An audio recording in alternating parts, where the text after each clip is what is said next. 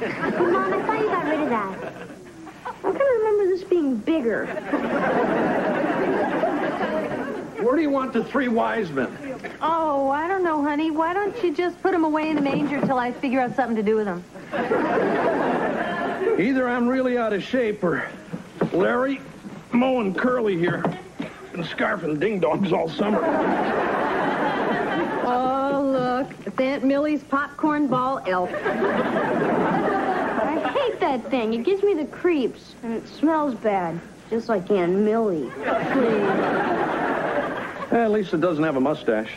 Hey, come on, Marcia. That thing's got to be 30 years old. I don't care. She worked hard on it. Oh, look, a piece is missing. Yeah, don't you remember last Christmas when Mr. Belvedere chipped his tooth? Oh, Merry Christmas. Wow, what a big tree. Not to mention heavy. It's a beauty, all right.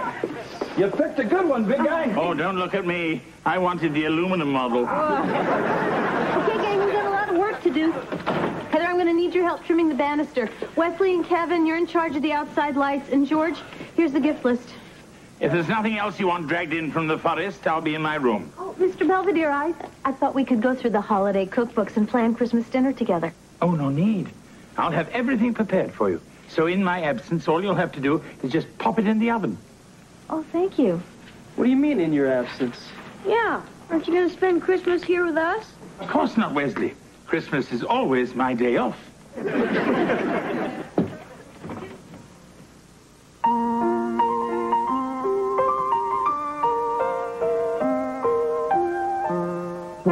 Streaks on the china never mattered before.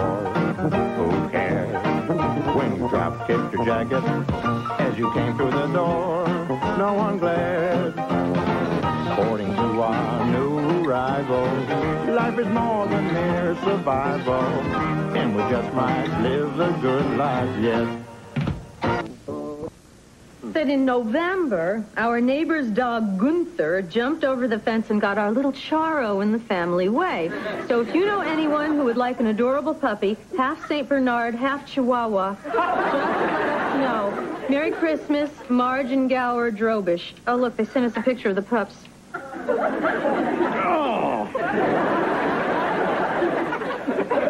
Hey, look at this. The Hafnagel sent us a Christmas card with $20 in it. What's that for? Oh, it's a bribe, honey, to keep Wesley out of their yard. Here we are. Christmas cookies as requested. Don't eat the gingerbread Keno, girl. That's for Wesley. Hey, Mr. Belvedere, these are really good. Aren't you going to have one, big guy? I would, but then I know what's in them. Mr. Belvedere, are you sure you won't change your mind and spend the holiday with us? I'm afraid I've made other plans. Oh, yeah? You got a hot date with one of Santa's helpers? The thing is, you're so much a part of the family. Well, we all have our Christmas traditions, and mine is to spend it alone. I wonder what the big guy does all by himself. I don't know. Maybe he just likes to have Christmas off. I don't know why. I don't pay him for it. Hey, I know. I bet he dresses up like Santa and hands out toys to the needy kids at the orphanage.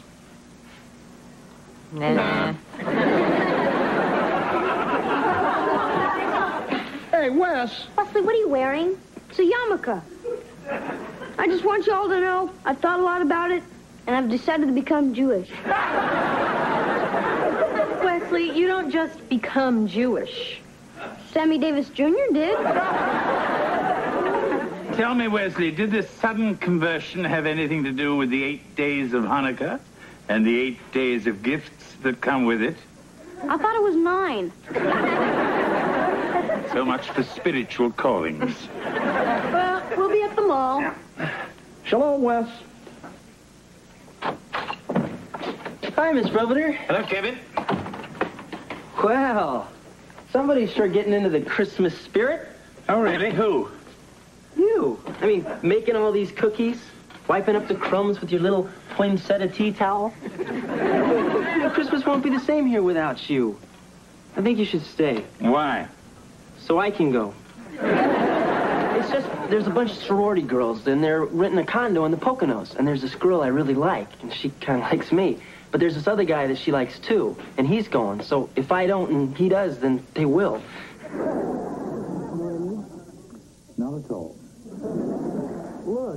Just if I'm not here for Christmas dinner, it's going to break Mom's heart. But if you're here, me being gone won't seem so obvious. You could even sit in my chair. Oh, goody. Can I wear your bib, too? Look, Kevin, I don't think your mother would consider me a suitable substitute for her eldest son. Yeah, I guess you're right. Besides, if you're not here, who's going to spill eggnog on your father? Dreidel, dreidel, dreidel, I made it out of clay. And when it's dry and ready, dreidel I will play. Wesley. Hey, Wes, I thought we talked about this. Well, I'm supposed to light a candle for every present I want. Wes, that's not what Hanukkah's about at all. Well, Joey Goldstein lights candles at his house, and he's 3 presents ahead of me already. That's because it's Joey's religion, pal. He lights the menorah to commemorate the rededication of the temple in Jerusalem. It symbolizes the steadfastness of the Jewish faith under oppression. Sandy Koufax told me that. Anyway, you're just doing it to get stuff. Yeah, but I figured it was worth a shot. Listen to me, young man. If I were you, I'd start thinking more about giving than receiving, or you're going to wind up not celebrating anything.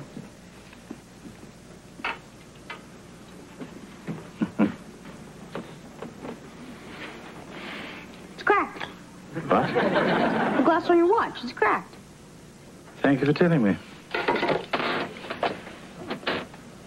So how is our littlest rabbi doing? Terrible. Mom and Dad think I'm a greedy pig. That doesn't sound very kosher. So anyway, what do you want for Christmas? How about my room to myself? Well, I know I could get you a new watch. I already have one. Then I'll get the old one fixed. I like it the way it is. You know, I'm up here trying to have the true spirit of Christmas, and you're sure not being very cooperative. Goodbye, Wesley. You know, bah humbug to you, too.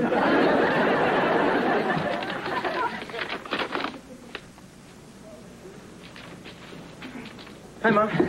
Oh, don't look. I'm wrapping your present from Santa. Oh, don't worry, I won't look. Oh, come on. Now, it wasn't that long ago that you still believed in Santa Claus. Mom. In fact, I still remember the day that you gave Johnny Kruger a black eye for saying that Santa wasn't real. No, Mom, that was the day you told me Dad was a tooth fairy. Oh. Oh, sure. Mom, can I ask you a question? It's kind of important. Oh, honey, anything you want to get me is fine. Huh? You know, the greatest gift any mother can have is just to have her family together at Christmas. Yeah, well, what if one of the members of that family wanted to go skiing instead? Well, it's just the Alpha Phi's have got this place up in the mountains, and I was kind of thinking I'd like to go. Oh, I see. Well, you're 19 years old. You're old enough to make your own decisions. So, if you would prefer to spend Christmas with your friends rather than with your own family, that's perfectly all right with me. It is?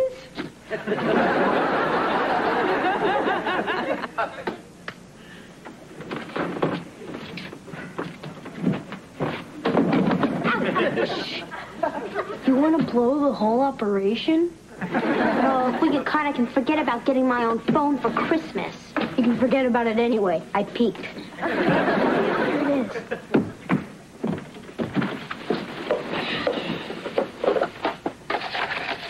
Isn't it a neat watch? Yeah, and it'll be even neater when we get it fixed. Hey, look, there's an inscription inside. To my dearest Lynn, December 1941. Love, Pamela. Wow, Mr. Belvedere must have had a girlfriend. Yeah. Now I think I know why he doesn't like Christmas.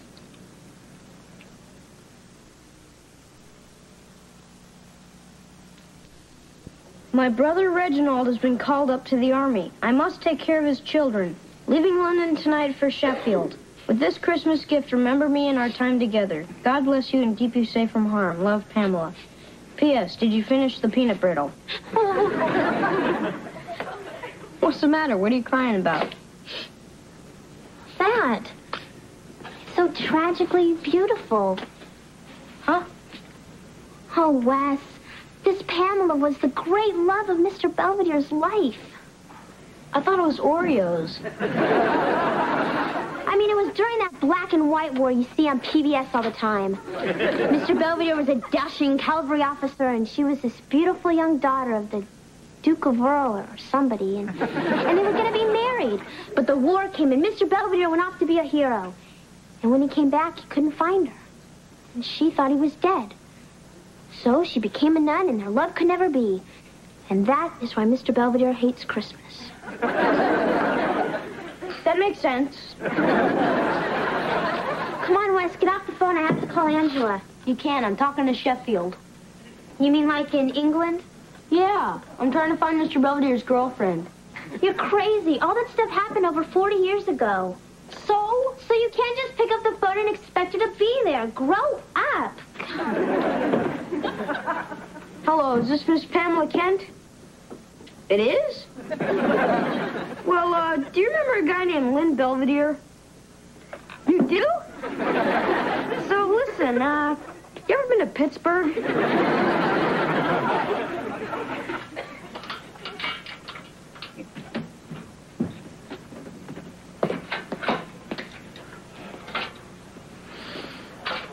Still at it? I don't believe this. The guy at the store told me this thing was so easy to assemble, even a monkey could do it. Maybe you should hire one. Anyway, I thought that Wesley already had a bike. Oh, no, this is for Marcia. She says she needs it because her butt's starting to droop. Well, it happens to the best of us. Good night. Hey, Belvedere. Yeah? Did you say anything to Wes?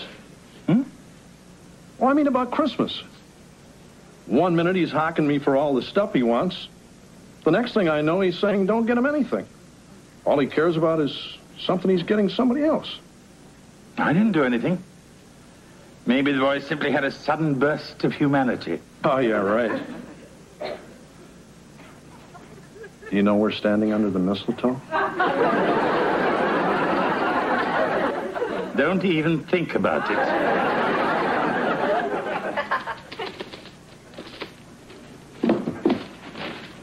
Hey, Mom, Heather's snooping under the tree. Hey, look, I'm looking for my phone. You relax. I'm just kidding.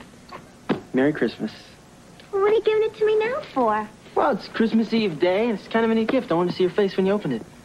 Well, why can't you see my face tomorrow? Because I won't be here tomorrow. Huh? I'm going on a ski trip. What? Hi, guys. Bye. Hey, Mom, did you tell Kevin he could go skiing on Christmas? No, I told him it was his decision. But how come he gets to go away and I can't go with Angela and celebrate Christmas in the Bahamas? Heather, only Perry Como celebrates Christmas in the Bahamas. Yeah, well, that's not fair. Oh, honey, you have to understand. Your brother doesn't mean to be a jerk, but he's a man. And sometimes men get these overwhelming urges to be thoughtless and sensitive and selfish. It must be the same genetic deficiency that makes them play golf. Boy, that mall's a madhouse. It took me an hour just to find a place to park. Well, fine. If Christmas is such a hassle for everybody, why don't we just forget the whole thing? Huh? What's the matter? Mom's all bent out of shape because Kevin is spending Christmas in the Poconos. What? You know, at least I'm not trying to spend Christmas in the Bahamas. Hey, look, I'll settle this. You're grounded. Both of you. Ha-ha. Oh, great, Heather. I'll just take my phone back. Oh, come on, Kevin, give it back. Stop it, you two. Hey! If this is the way Christmas is going to be around here, maybe we should forget it. Hey, you want to go to the Poconos? Go to the Poconos. You want to go to the Bahamas? Start swimming. Hell, I may as well go to work tomorrow. There's no reason I hang around here. Fine. It's been look a lot like Christmas.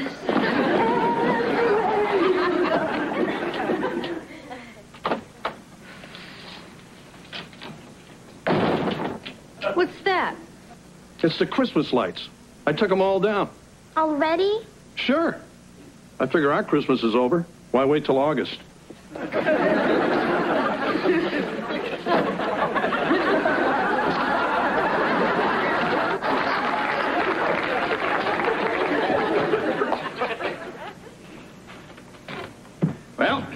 I'm off to the movies. And since I won't be seeing you tomorrow, I want to wish you all a Merry Christmas.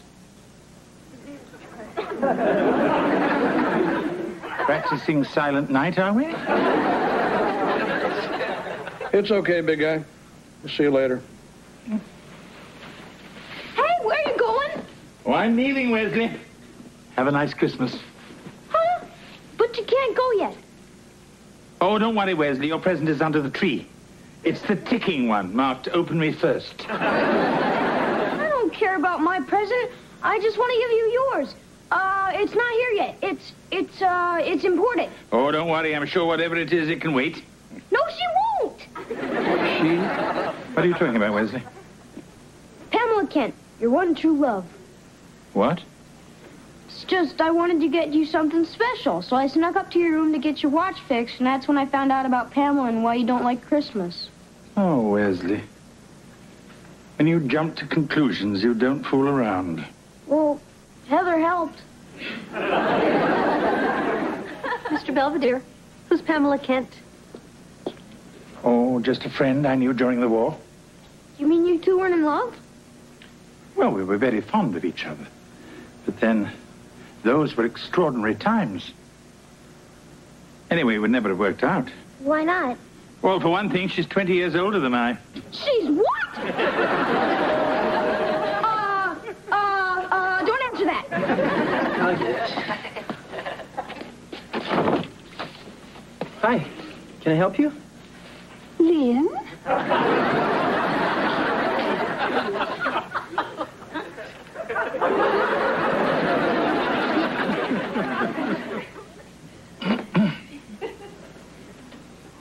So, long time no see. Yes, quite.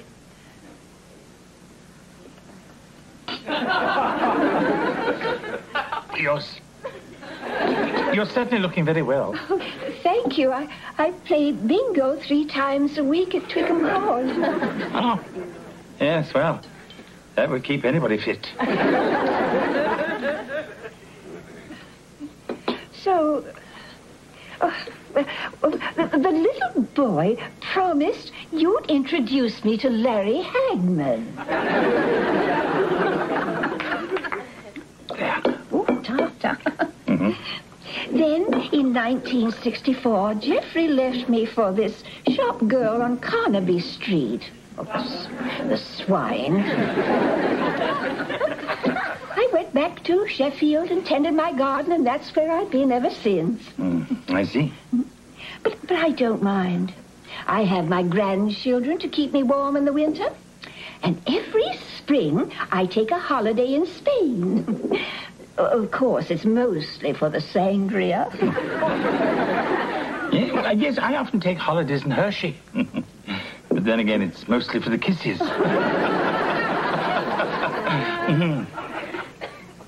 Is there anything wrong? No. It's the way you looked at me just now when you smiled. It reminded me of that afternoon during the Blitz when the bombs were falling and they evacuated the Hyde Park Hotel. You threw me over your shoulder and whisked me up the fire escape to the Queen Anne suite. If I remember correctly, that was quite an afternoon.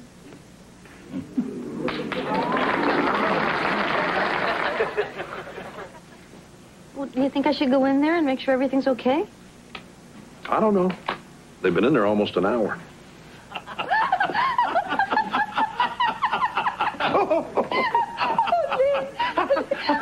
I haven't laughed this hard since you bared your backside to that German dive bomber.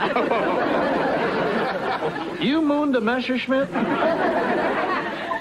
We were low on ammo.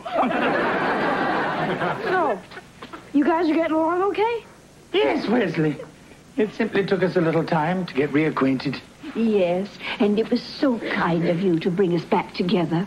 You know, your son is a very thoughtful and generous young man. Yeah, we know. I especially like flying first class. Well, Now that you two are back together again, does this mean you don't hate Christmas? Oh, I never hated Christmas, Wesley. But I thought you... No, it's just thinking about Pamela and the friends I'd lost during the war. Christmas has always seemed a little bit sad to me. Except for this one.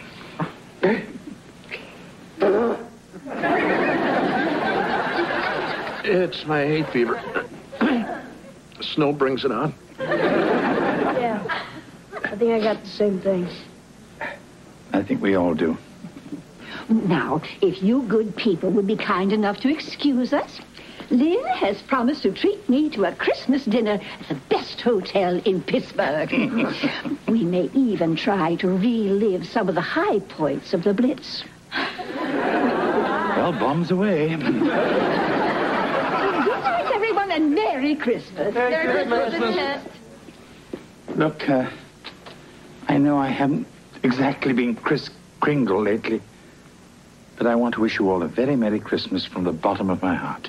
Merry Christmas, Belvedere.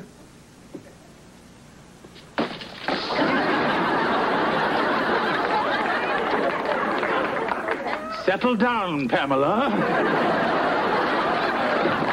Hey, Kev, if you're heading up to the Poconos, you better get started.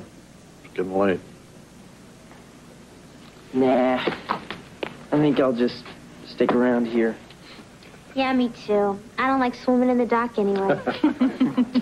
So, as long as we're all staying, why don't we open up some presents? Yeah. Wow. Big box. With mine. Merry Christmas, Marcia. I put it together myself. Honey, it's the best job you've ever done.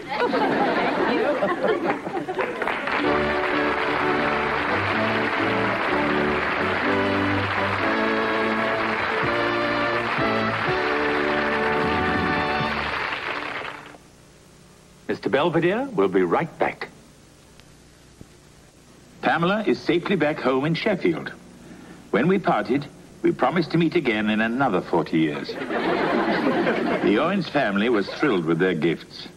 They are presently at the mall trying to avoid each other as they exchange them. And speaking of the spirit of Christmas, Wesley, with only a few days left between him and a 6-month grounding, is frantically trying to raise the money to cover Pamela's airfare. What he doesn't know is that I've already paid George back. But why should I tell him that? I mean, I love him. But that doesn't mean I can't have any fun.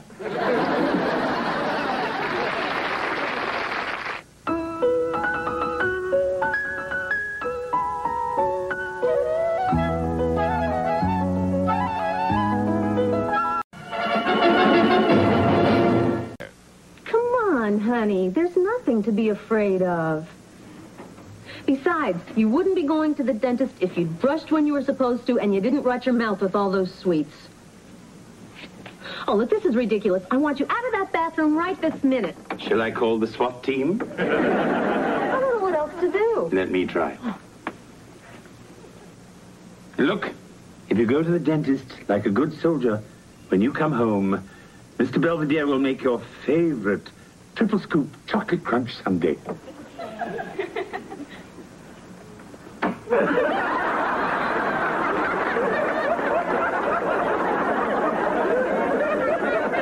With extra sprinkles?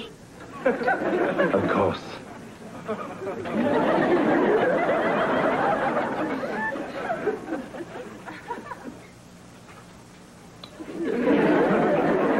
So, how do I look? Better. Now knock it off. I'm getting my teeth cleaned today, and I want to get my money's worth. Morning. Morning. I'm all ready to go to the dentist, Dad. No rush, pal. But if you don't get there early, they give the old drill. That's it. I'm not going. Oh, come on, Dad. You gotta. You see, even Wesley realizes that a trip to the dentist may be unpleasant, but necessary. No, I like going. You do? Yeah. Sometimes it hurts a whole lot, but it sure feels good when it's over. Sort of like spending the day with you.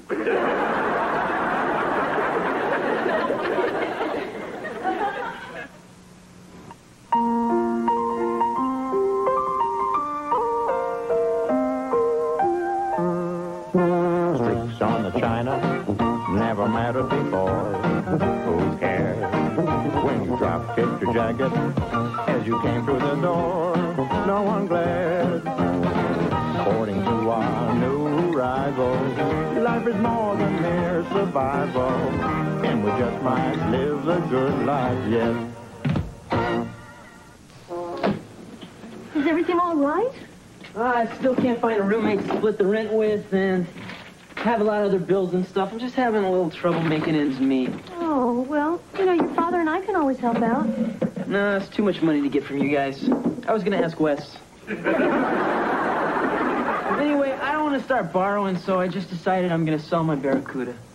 Oh, you love that car. Yeah, but it's okay. I mean, I'm right across from campus, so I'll be fine. Well, if there's anything else we can do, you just ask. Well, you could let me borrow your Porsche. That's right, dear. Keep your sense of humor.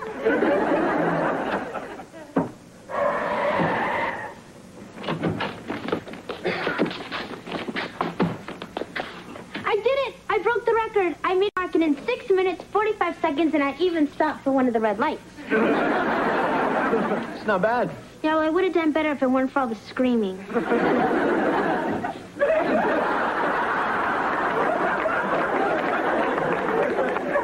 Hi, Miss Belvedere. Aren't you coming in?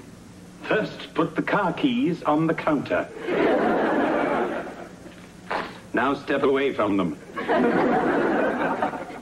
Now I'll come in. Hey, Mr. Belvedere, you want to help me with this ad? I'm trying to sell my car. Fine, I'll buy it. Huh? I want my own transportation.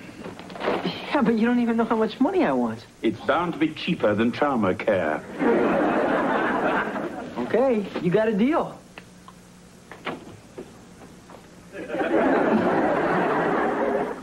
So how did it go? Great for Dad. And even better for the dentist. What do you mean? The kid needs braces. Oh, And then a doc said his bite's way out of whack. no. And I haven't bitten anyone in a month. Oh, look, honey, it's not going to be as bad as you think. Besides, lady, you'll be glad you wore them. Hey, Dad. Hey, Kev. What? Hi, Kev. What's the matter with him? I gotta get braces. I never needed him. Yes, you did. We just couldn't afford it.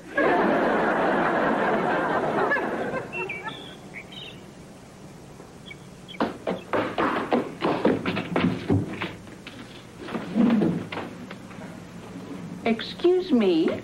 Oh, Mrs. Myers. Is that a fire hose I see? Yes, ma'am. It's funny. I don't see any fire. I don't smell any smoke. What do you at? I guess Mr. Jones must have put himself out.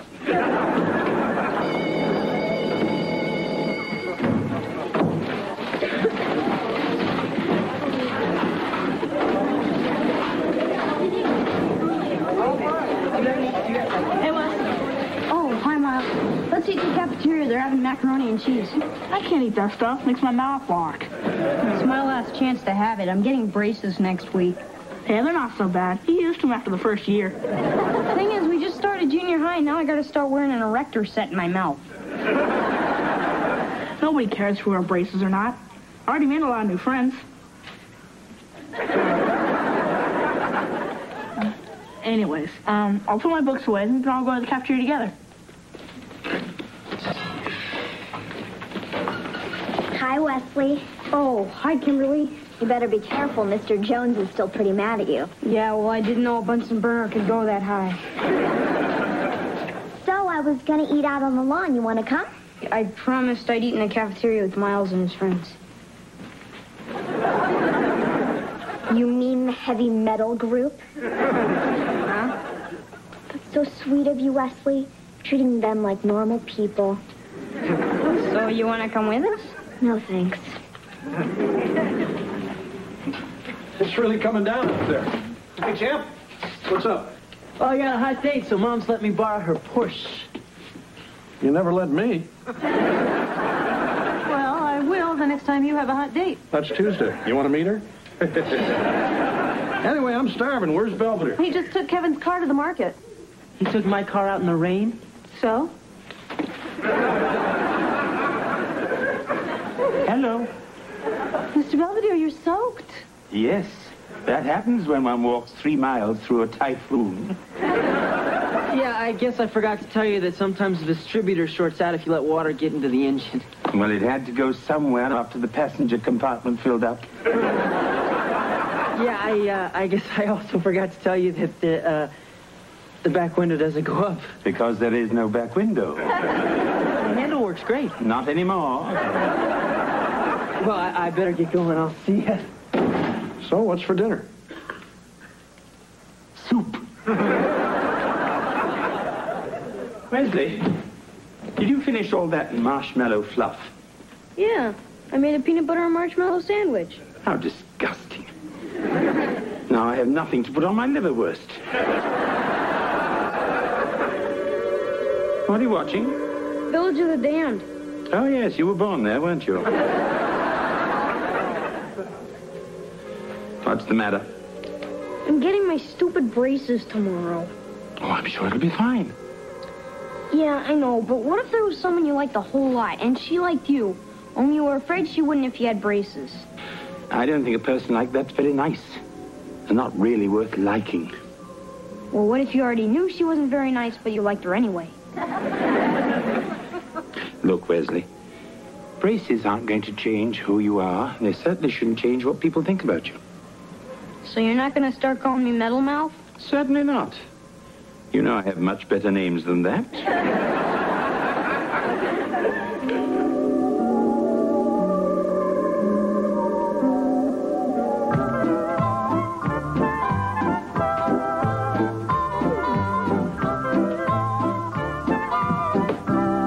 Good morning, Mrs. Owens. Good morning, right back. May I say you look lovely today? Oh, thank you, and so do you. Though I guess lovely is the wrong word for a man. Shall we say stunning? Good morning. Good morning. My, what an attractive trio. Heather, Kevin, we'd better hurry. We don't want to be late for our toothpaste commercial. You know what, Honey Bunch? We've got one heck of a handsome family. I'm back from the dentist. What have they done to my baby? He looks like a geek. He does not, kitten. More like the front end of a 58 DeSoto. Don't worry, Wesley. It'll all be fine. Yes, dear. Many respected psychologists and small appliance experts say that wearing braces need not interfere with leading a full and productive life. Sure, Wes. Oh, God! I'm wearing pencils! Look out! He's contagious! What'd you do to me? I'm sorry. It's too late. I'm sorry.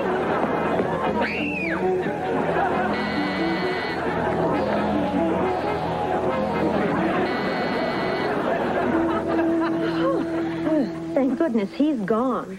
Yeah. And anyway, the kid will be better off outside. Unless there's lightning.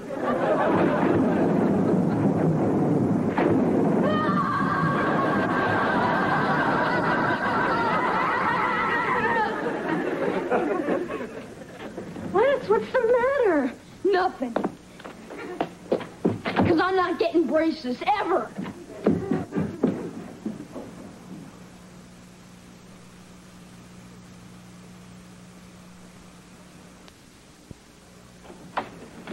Come on, pal. You can't keep this up forever. How'd it go? Did you get your braces? What's he doing? He said he's not going to open up his mouth for the rest of his life. Can I have that in writing? Look, maybe you don't like them right now, but you're just going to have to get used to them. Say something. They're stupid, and they're ugly, and they hurt, and nobody's ever going to see them, so there. Is he down yet? He said he was coming. I'm surprised he's going to school at all, the way he carried on last night about those braces. Well, I think with a good night's sleep, he'll have gotten this out of his system. I'm ready. Are we belly dancing for show and tell? Wes, what are you doing? This way I can talk and nobody can see my braces. Do you really think your braces look any more ridiculous than this thing? I don't care. Fine. You go to school like that, maybe you'll see how silly you're being. Come on, Heather. Oh, don't forget your lunch, Salome. It's your favorite bologna and cheese on raisin bread and a pack of ho-hos. I already told you I'm not eating anything I can't suck through a straw. Oh, don't worry. I put it in the blender.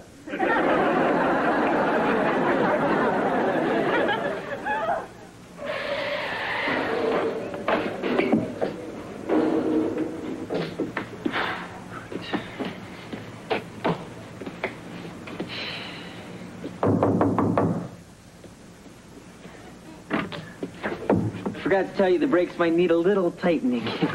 So might the steering wheel. What's all this stuff? Oh, just a few things I found when I cleaned out the car. Oh, thanks. Oh, the mechanic at the station asked if I had any records of previous repairs. Yeah, maybe. Here's last month's. Oh. And how are you getting on without your little red roadster? Oh, great. You must be getting plenty of exercise. Well, no, actually, I bought another car. Oh, really? Yeah, well, after I paid my rent and stuff, I still had some money left, so I got one of those stupid little Japanese cars, you know. You mean one of those silly little things that get you all the way to where you want to go? Hey, Mr. Belvedere, once you get a few of the bugs out and maybe a tune-up, I know you're going to enjoy that old car just as much as I did. I don't think that's possible.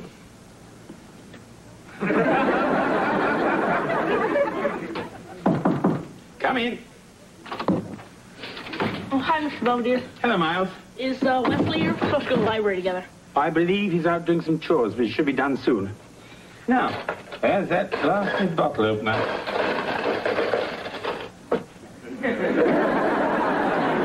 Oh, don't worry. I found it.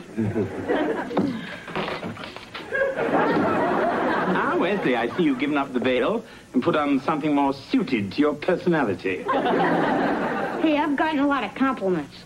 Wesley, braces are nothing to be ashamed of, so why don't you take that silly thing off and forget all about this? No, I'm never opening my mouth in public again. Well, that should save us all a lot of embarrassment. Mr. Belvedere's right. There's nothing to be ashamed of. I know. What happened to your braces? I never got them. Huh? My dad waited out in the car because he hates dentists, so I just sat in the lobby for an hour and then came back out and kept my mouth shut ever since. And they haven't caught on yet? Of course not. They're just adults.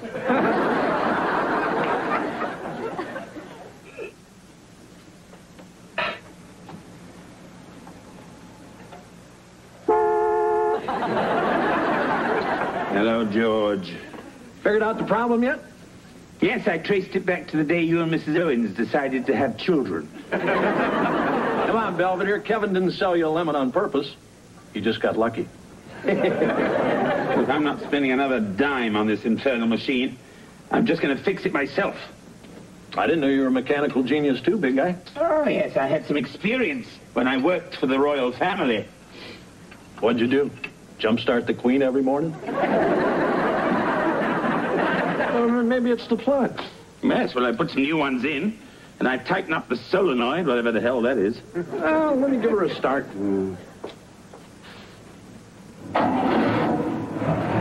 Good God, it's a miracle. Hey, maybe it's not such a clunker after all. Yeah, well, perhaps Lizzie and I just started off on the wrong foot. Yeah, right.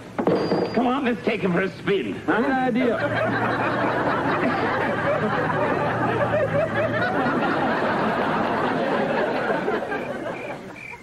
Hey, Sam. Come on, Wes. I just don't want anyone to see me. I'm too hideous. Okay, whatever you want. Maybe there's some place you could send me. You know, like an island for dental defectives. Then I could be with my own kind. Look, pal, you're acting stupid. I mean, nobody around here cares if you got braces on your teeth or a bird cage around your head. We still love you, right? Yeah, I know. So why don't you turn around and give your old pop a big grin?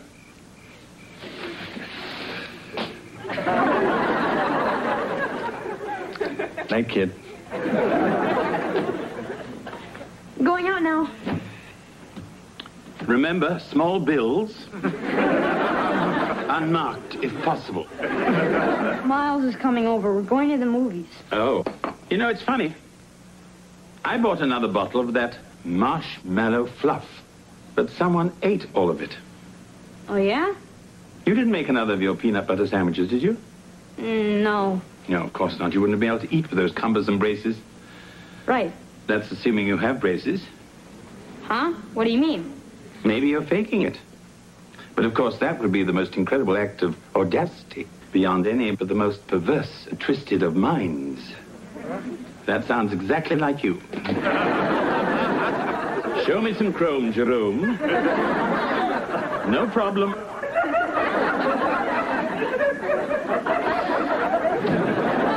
Now smile for Mommy.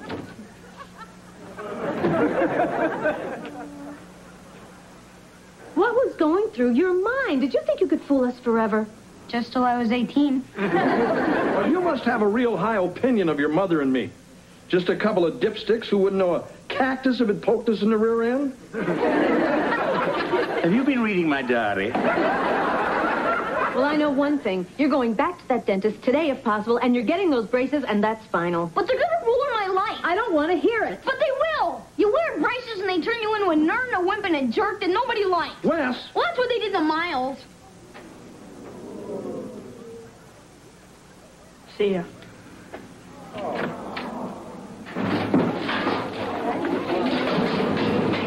Hey, Miles.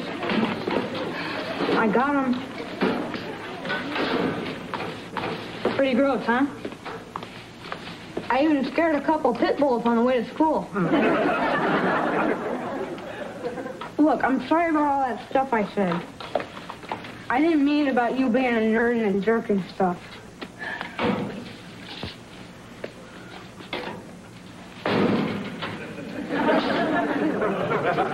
Thanks. Sure.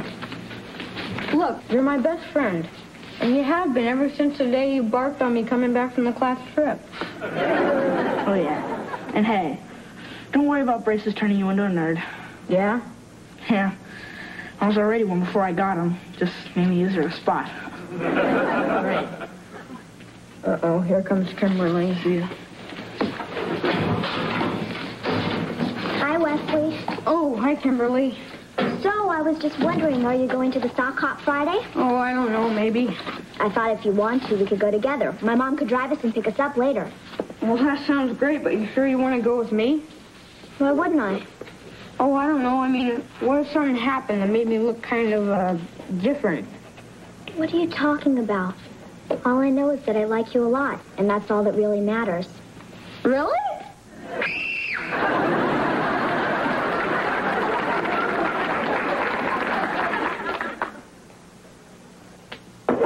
Well, guys, this is it. At least till I get these things off. Little going away party? Yep. Me and this junk have had a lot of good times together. Well, you're young. You'll make other friends. You know, you were right about these. Nobody even cared except Kimberly, and she got 2 teeth knocked out at dodgeball.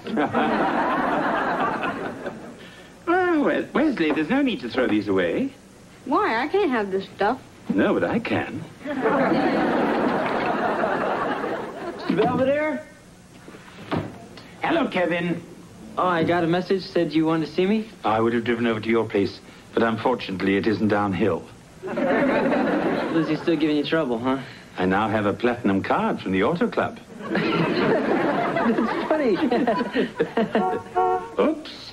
It must be time for his 4 o'clock feeding.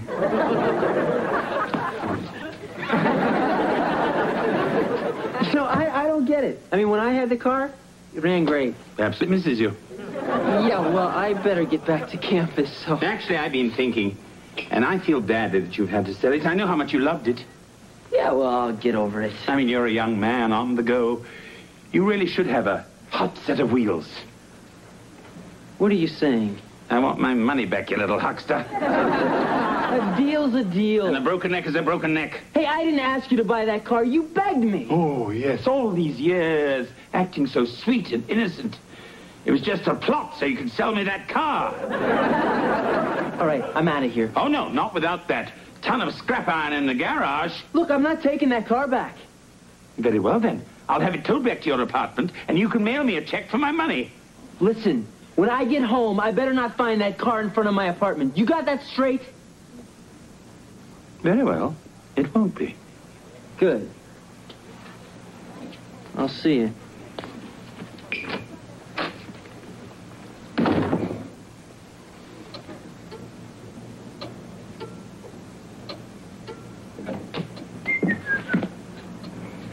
What the?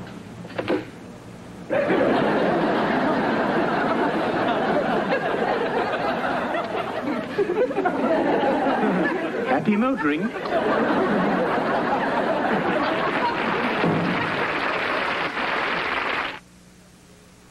Mr. Belvedere will continue in a moment.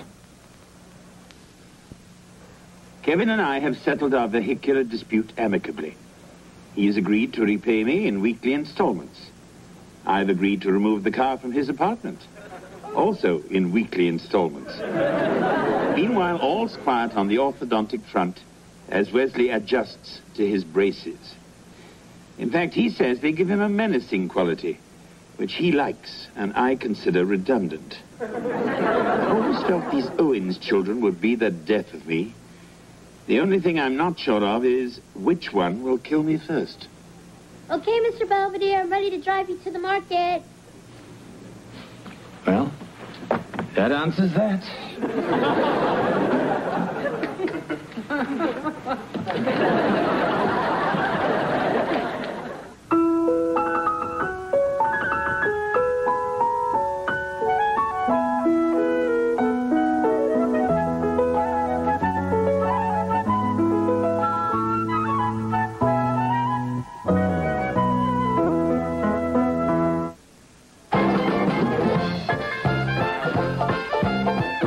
I'm Morton Dean. Later on Nightline, the nuclear disaster we failed to prepare for. Just Hi, Hev. Hi, Wes. Hi, Mr. Bellyflop. Angela? My parents signed the consent form so I can go. Back to Pluto, I hope. Angela and I want to help the homeless of Pittsburgh, so we're going to volunteer to shelter downtown. Oh? Yeah, we're going to cook them breakfast. I thought you wanted to help the homeless, not kill them. I think what you're doing is very laudable. Well, we both have been very fortunate, and we want to do something for people who have less than us. Not only that, we get out of study hall. Angela, your compassion is an inspiration to us all. Can I go too? What for? Maybe I'll meet a hobo and he can teach me how to hop a freight to nowhere. I'll teach you, Wesley. I'll even give you a little boost. Come on, George, we're going to be late for the funeral. There's been a passing? Oh, yes, Barney, one of George's golfing buddies. I'm afraid George is taking it kind of hard.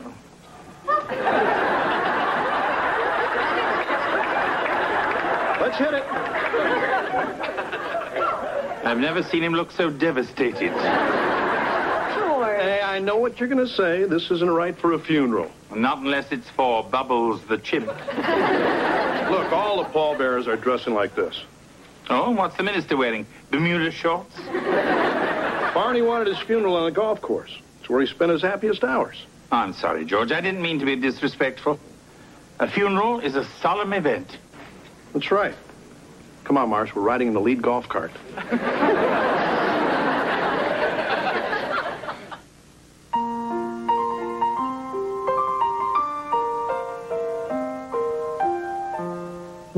Streaks on the china never mattered before.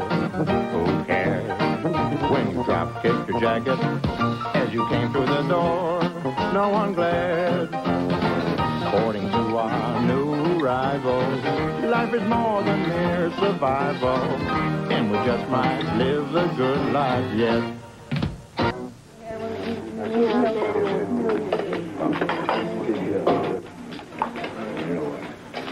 Hey, Ange, how's my French toast moving? Great. I think they really like it. Hey, am I supposed to eat this or resole my shoes with it?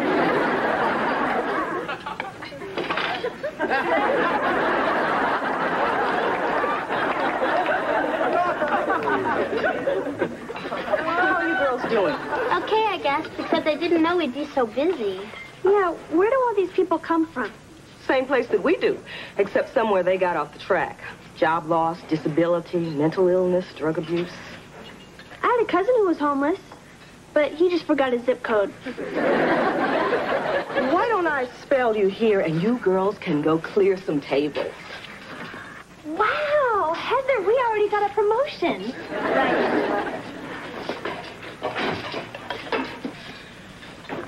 Let me help you with that. Hands off, Blondie. I wasn't going to take anything. Sure, you and the cops, welfare, and the feds. Everybody wants my stuff. Sorry. So, do you wear contacts? Just trying to make conversation. Napkin, napkin, napkin, napkin, napkin, napkin, napkin, napkin, napkin.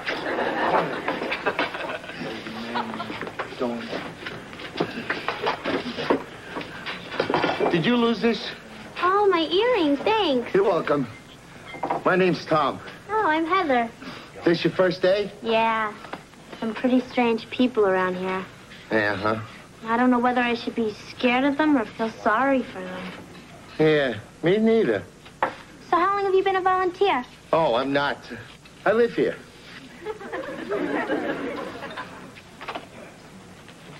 Oh, hi, Mr. Belvedere. Oh, back from the fairway farewell? Yeah. Actually, it was a very nice service. Yeah, until some bozo sliced his drive into the casket. Oh, I'm going to soak my feet. That's the last time I wear heels in a sand trap. I'm sorry about your friend, George. Were you close? Yeah, he was in my foursome at the club. He'd always shave off a stroke at the par fives. Back at the clubhouse, we'd play a little poker. He'd cheat. Leave when he was ahead. Sign my name on his tab. Friends like that are hard to find. It's just, here's a guy about my age. Makes you think. Certainly does. About what? You know, life and death. Well, George, we live and then we die. Speak for yourself. My point is not to worry. While we have life, we should enjoy it. I guess you're right, big guy. No point moping. Hey, Dad, want to toss it around? What are you trying to do, kill me? Angela, I need some plates.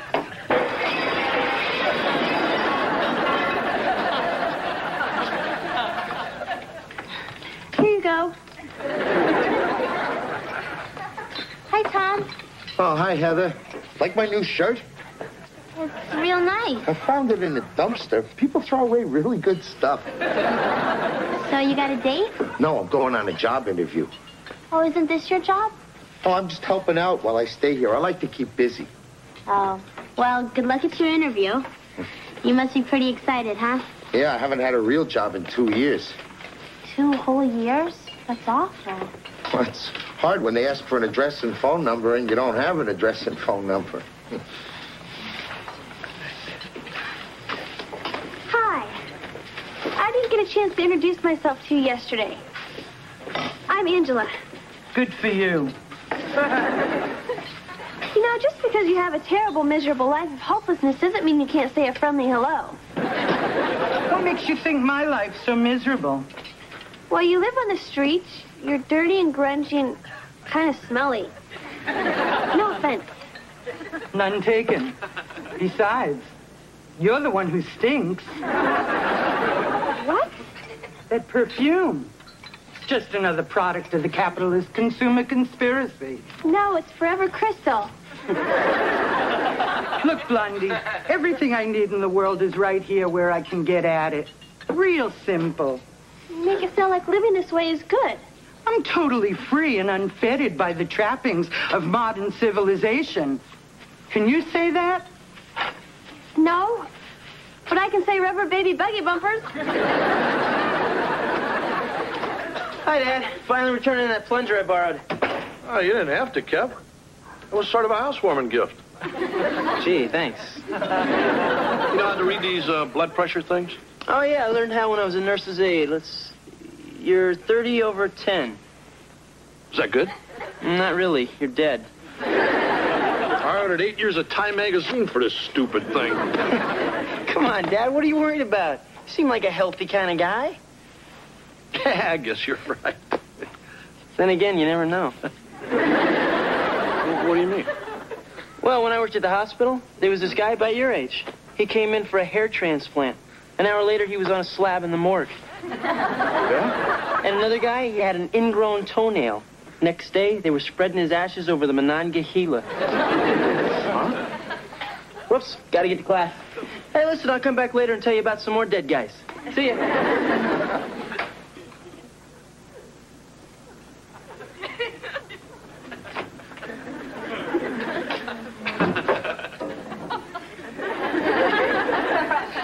Expecting a close encounter? Well, you hardly touched your dinner, although you sculpted it very well. I saw Doc Elliott this afternoon. I hope it's not bad news. I'm in perfect health. Oh, George, I am sorry. I don't understand. Barney had a checkup from Doc Elliott a week before he croaked, and he was fine, too. Any idea what caused Barney's sudden demise? He died in the saddle. Oh, you mean horseback riding? No. You know, between the fluffy whites. He fell into a meringue? He died in bed with his wife. Oh, you mean chiming Big Ben? Whatever. George, it was a fluke. Yeah, but it was a fluke that killed him. Oh, it's such a clear and beautiful night. All the stars are out. It's kind of romantic. I'll be upstairs.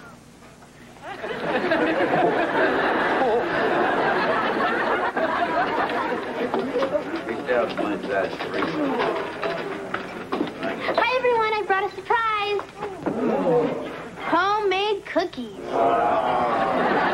I didn't bake them.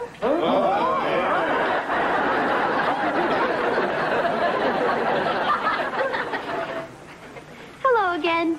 Look who's here, little Mary Sunstroke. Looks like you got a lot of stuff in there. Yep, place for everything and everything in its place.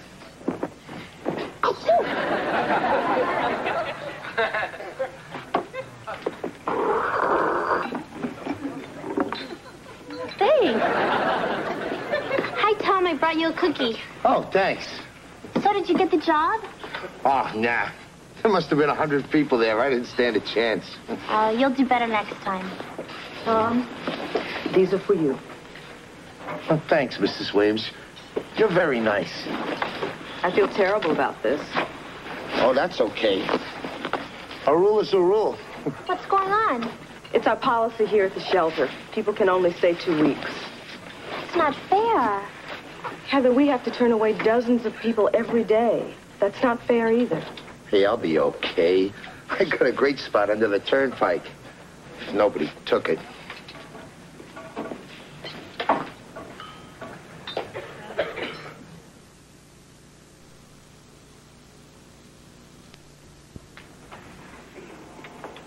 Come on in, Tom. You sure this is a good idea? Don't worry. You'll stay in the attic. No one will ever know you're here. Hello, Heather. Hi, Mr. Belvedere. How did my cookies go over? Great, Mr. Belvedere. Well, good night. Brazil nuts. Huh? That's the secret to the recipe. I got it after a wild weekend in Rio with Mrs. Fields. Well, good night. Anything wrong? Why should something be wrong? No reason. But if Wesley had that look on his face, I'd be sleeping tonight with a gun.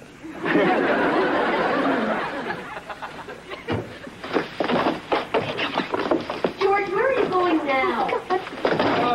I'm going to make a sandwich. Another one? I had Chinese for lunch. Go to sleep. That was close. Hi. You mind? I need my binoculars. Henrietta Huffnagel left her blinds open. Okay. Here. Is something going on? No? Is there someone hiding in the closet? Yeah, there's a man in there. Some guy I picked up off the street. Guess that's the only way you're gonna get one.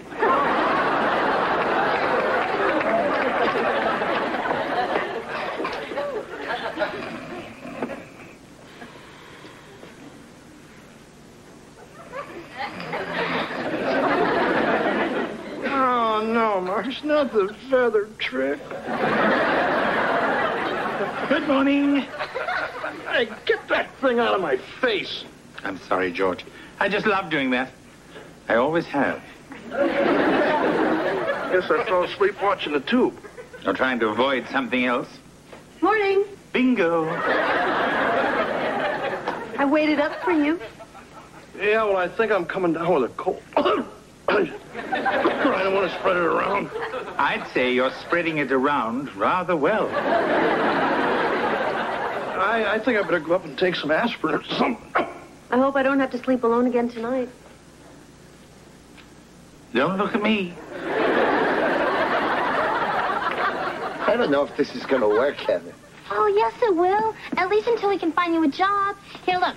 Here's one that pays $25,000 a year with medical benefits, full dental, and daycare. What is it? Divisional Multi-System Program Analyst. I don't know what it is either. Oh, I'll get it. Oh, no, Tom, you're supposed to stay here, remember? Coming. Hi, Ange. Come on in. Hi. What is all this? It's my stuff. Now I'm in total control of my life. Everything I need is right here. My clothes, my books, my records. Even Mr. Beaver. Angela, get real. Hi, Tom. Oh, hi, Angela. Like a shopping cart. Thanks. I got it in the supermarket. Tom, what are you doing? Just helping out. I told you have to stay in the attic or they'll find you. Oh, that's right. Is it me or does Tom seem a little weird? Why don't you ask Mr. Beaver? Come on, Angela. I'll drive to the store.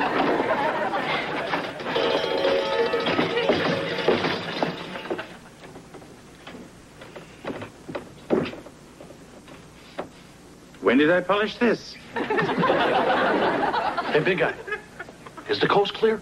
Yes, George. Your wife is upstairs taking another cold shower. Good. Why can't she leave me alone? Beats the hell out of me. Hey, it's not just Marcia either. All of a sudden, every woman I meet wants my bot. My secretary, some meter maid, even the cashier at Lumberama. She tried to slip me a free can of spackle. George, I think you're just imagining all this because you're obsessed with Whoopi.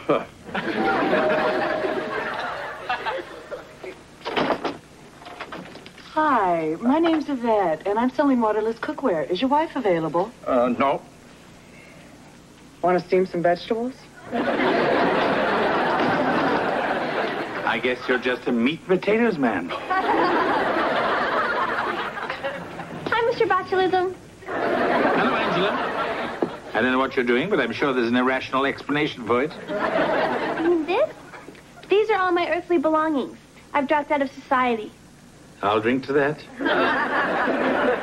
Now I'm free. Free as the breeze. That must be what I hear whistling between your ears. Hi, Aunt. Hi, Ed. Oh, hello, Heather. I want to thank you for all that extra cleaning that you've been doing. Huh? Well, you know, the banisters, the window blinds, the lampshades. That was you, wasn't it? Well, sure. Who else could it be? Maybe it was Tom. Angela. Sorry, it couldn't have been Tom. He stays in the attic all day. For crying out loud, Marsh. Get your mind out of the gutter. Hi, nice jacket. Who the hell are you? Oh, I'm Tom. I live here. Who are you? Oh, I see you two have met. So I brought Tom here until I could get him a job in a place of his own. I thought I heard noises in the attic. I just assumed that's where you were sleeping. Well, I thought we had a squirrel up there. I even put out some poison pellets. My God, I thought those were licorice bits. Hey, everybody, there's some guy up in the attic. We know, Wes. You do? He's a homeless man your sister's been trying to hide. You mean you were telling me the truth? You're really warped. Hey, look, kid, and I feel sorry for the guy, but he just can't stay here. But he's not bothering anyone. Heather, your heart is in the right place, but I'm afraid your father's right. Don't get mad at Heather. It's my fault. Hey, look, Tom, we're not blaming you or anyone else. I know times are tough. Well, here's your clothes, Mr. Owens. Oh, no, you keep them. And, here's a couple of bucks for you. No, thanks. I already ate your food and stayed at your house. Well, so does Belvedere, and we pay him. Take it, Tom. Thanks. Maybe I can buy some new boots. Wait, Tom, maybe you can stay with Angela. Hasn't he suffered enough? So what are we going to do? Just throw him out? Heather. Oh, sure. Give him a few bucks, forget about him, and maybe the problem will go away. Well, it won't. There are a million of Toms out there, and no one even gives a damn. What kind of world is this? Tom?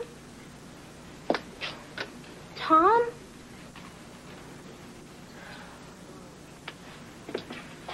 Mr. Belvedere, what is this place? It's a residential hotel. Mind the concierge? Well, wait a second. That's the shelter's address in case he needs a meal. Ah, here we are.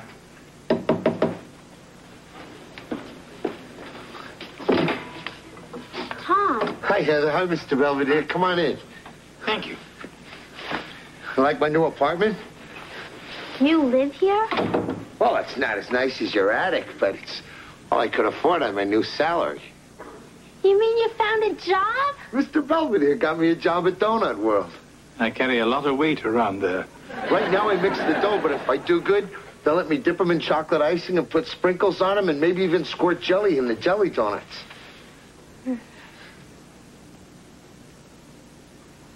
What's the matter, Heather? You look sad.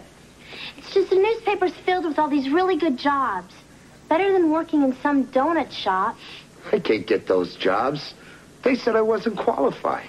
Yeah, but you could get into a job training program or something. Heather, I like my job. It's fun. Besides, I get to meet a lot of nice policemen. Yeah, but Tom, with a better job, you could afford a really nice place. Don't you want a balcony and a stereo and a trash compactor? Gee, I got a roof over my head and a bed to sleep in with blankets and everything. I thought I was doing pretty good. You know something? You're right. You're doing great. I'm really proud of you.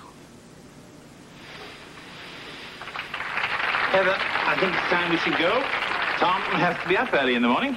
Yeah, I got to be at Donut World at 4 in the morning. Mm-hmm. I'll be there at 4:15.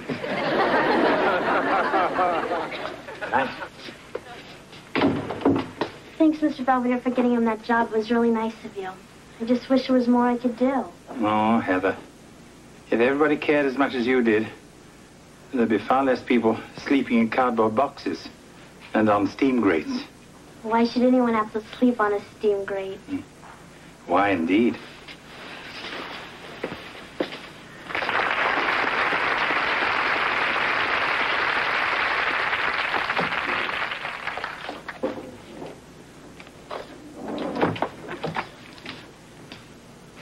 Hi, George. Uh-oh. I was at the club today. Guess what happened? You made a hole-in-one and they gave you a free divot fixer? I had lunch with the wives of your golfing buddies. Yeah? Yeah. And you know how girls talk. Well, it seems like we've all been feeling a little neglected lately. What do you know? And there's this rumor going around about what really happened to Barney. I was beginning to think it was me. Belvedere! You went shopping. At the movies with Heather. Actually, my heart's starting to pound. It's a muscle. It needs exercise. What if I die? You'll have a smile on your face. You know, come to think of it, so did Barney.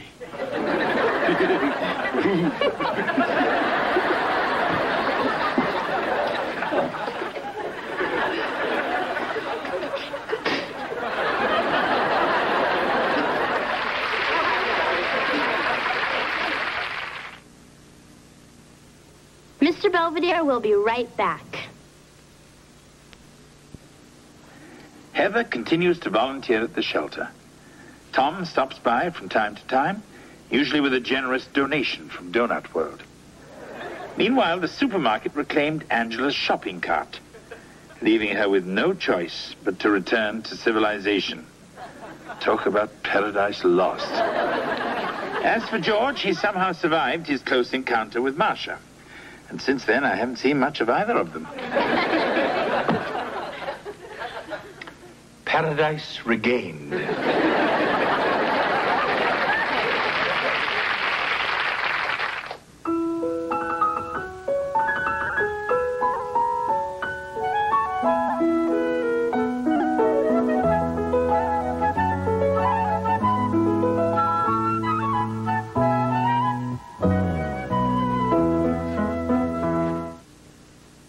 To celebrate this season of goodwill, the Owenses have pleasantly surprised me by agreeing to be on their best behavior. From all of us, happy holidays! Let me help. Oh, thanks, Heath.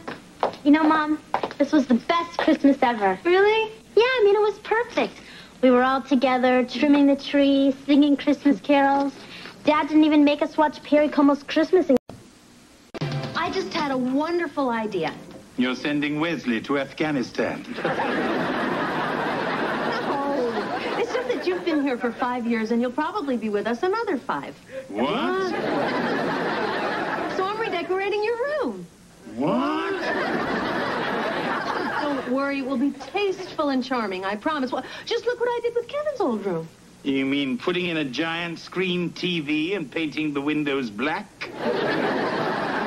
Real sentimental, Mom. I appreciate your good intentions, Mrs. Owens. Where do I sleep? Oh, there's an extra bunk in Wesley's room. Hey, look what I traded my accordion for.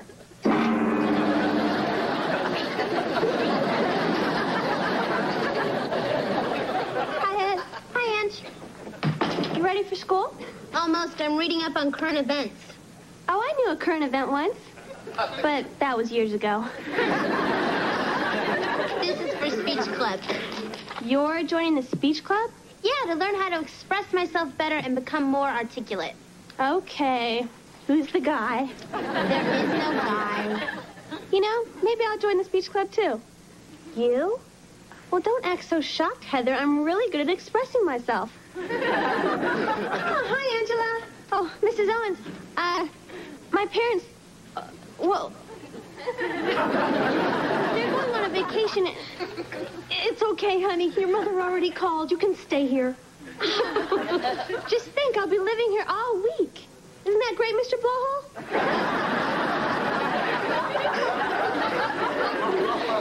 Blowhole? Wonderful. With your moving in and my bunking with Wesley, it'll be a dream come true.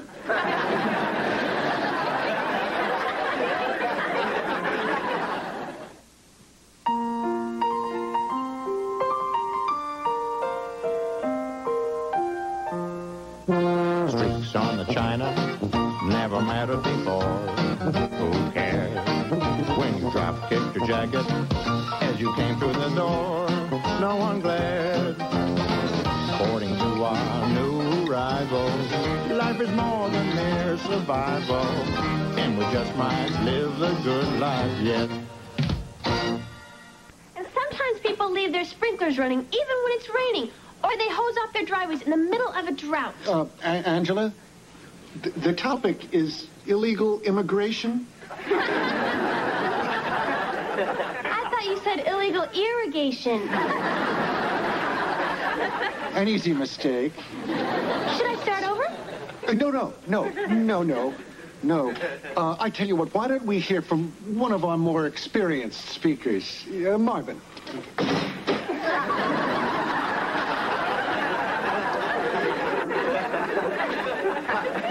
Marvin, your topic will be health care in the United States.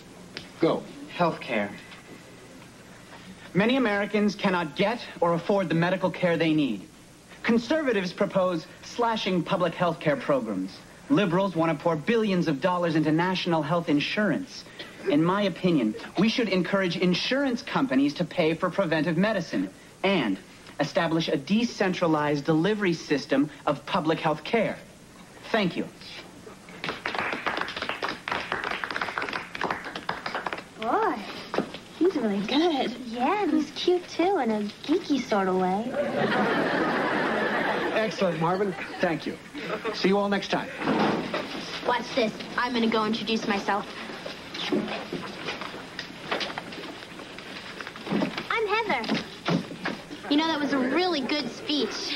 Oh, I gotta go to the bathroom. Well, you know what they say. All brain and no bladder. Night, Mom. Night, Dad.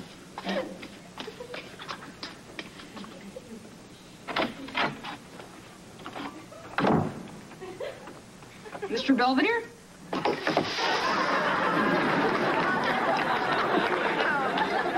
Yes? What was that for? I wanted to strike first, before you unleashed whatever fiendish prank you were planning. Well, I guess you got me. I'm going to bed. Well, Wesley, if we're going to be bunkmates, I mean, we might as well make the best of it. I guess so. I'll get the lights. Are you asleep, Wesley? No.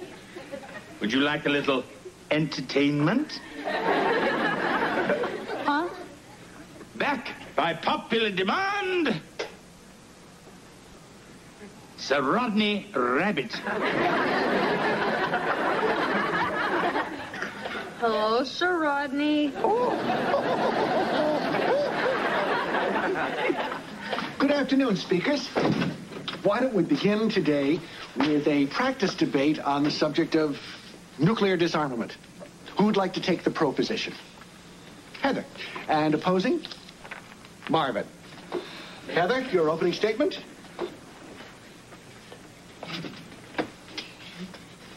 Well, I think we have enough nuclear weapons in this world. I mean, how many times can we blow ourselves up? All it is a big waste of money, which we could put into social programs to help humanity. Thank you.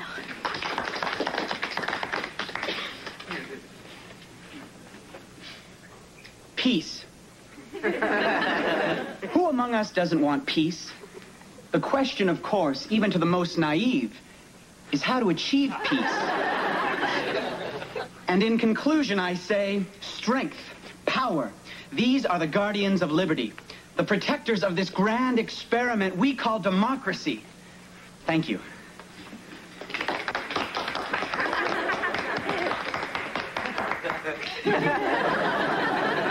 Anything to add, Heather? I give. See you all next time.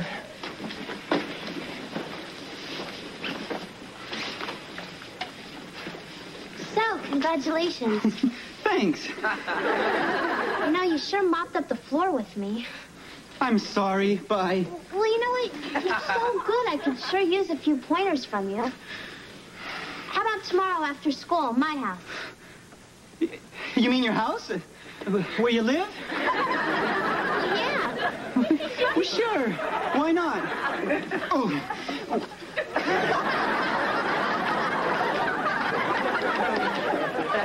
Gosh, he's so shy, except when he's debating. It's like he's two different people. Yeah, like Clark Kent and Batman. So, you want a soda? I never drink carbonated beverages before a debate. Me neither. So, do you have a girlfriend? No. I mean, I'm on the debate team, varsity towel boy, and president of the chess club. I don't have much time for girls. Well, we're not all that time-consuming. Frankly, I think it's me. In case you didn't notice, I'm kind of awkward. Well, maybe you just haven't met anyone you feel comfortable with. I like girls. I'm just never sure how to ask them out. Oh, that's easy. I mean, let's take a hypothetical situation. Say you were asking me out. You? Well, what would you say? I don't know. Well, just say, would you like to go out for a pizza and maybe see a movie tonight? Oh, slow down. This is good stuff. Anyway, chances are the hypothetical person would say, I'd love to. Hi, Marvin. Hi. Angela, we were kind of in the middle of something. Oh, okay. Say, Angela, before you go.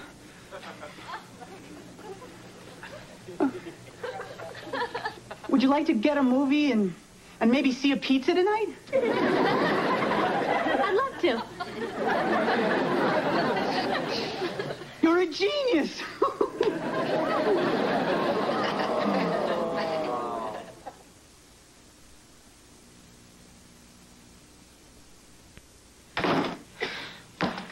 So, how was the movie? Oh, we couldn't find anything with a G rating, so we went bowling instead.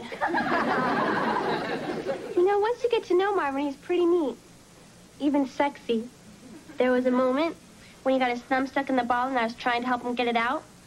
And our bodies became completely intertwined. Well, then what happened? He had an asthma attack. Gee, too bad. You know, I never would have met Marvin if I hadn't joined the speech club. And I never would have joined if you hadn't joined. Boy, talk about destiny, huh? Talk about density. In conclusion, freedom of speech is one of our most cherished rights and must never be taken for granted. Thank you. Thank you, Heather. You've just earned a spot on the debate team for this Saturday's speech meet against Fielding High. That's all for today. Angela, could I see you for a second? Hey, that's great about you making the team. Oh, thanks, Marvin. And thank you. Angela has changed my life. Marvin, you went bowling together once. The thing is, Angela has brought me out of my shell. I can talk to her just like I'm talking to you. Well, now that you can talk to me, why don't you ask me out? Huh? Well, it just so happens I have 2 tickets to a special taping of Firing Line from Pittsburgh. Gee, that sounds tempting, but I kind of had plans on going to the library with Angela. William F. Buckley's debating Mr. Rogers. Well, the library will always be there tomorrow. Mr. Wiggins took me out of impromptu speaking and made me a scorekeeper. Says I'm a natural. Well, now that you're keeping score, it's 1-1. See you later, Marvin.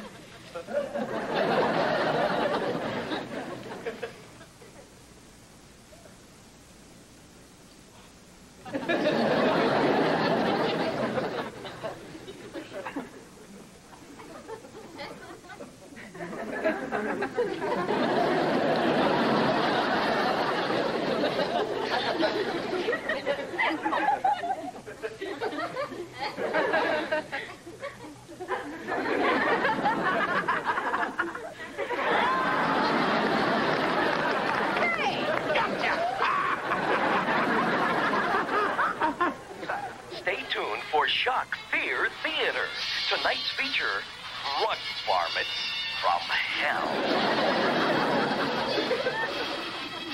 What happened to you? I got Mr. Belvedere as our roommate. There's no reason to foam at the mouth. He's doing all these dumb gags like I'm still 8 years old or something. So what are you going to do? Nothing. Well, Mom's finishing his stupid room tomorrow. The nightmare is over. Hi, guys. Hello. Oh, Mr. Belvedere, about your room. That Laura Ashley motif just didn't work out, so I'll need a few more days. Huh?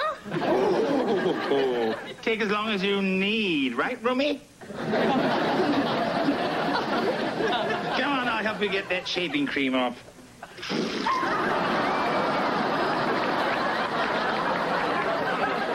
Morning. Oh, you got in kind of late last night. Have a nice time. Great. Can I interest you ladies in some scrambled eggs? No, thanks. Juice? Hand grenades? Look, because Marvin wanted to go out with me. He had a date with me, and you made him break it. Angela, don't be such a sore loser. This isn't over yet, sister. This Marvin must be some guy.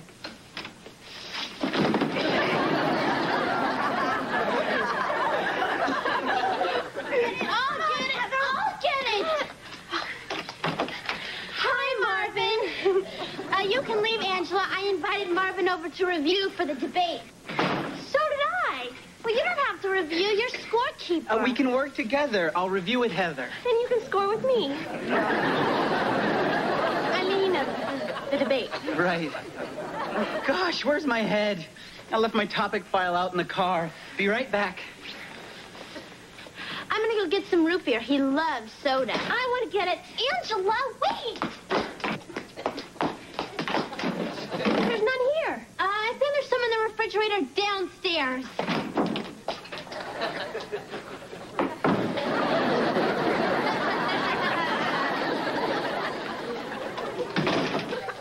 Got it. Where's Angela? She went out for some air. Why don't we start without her?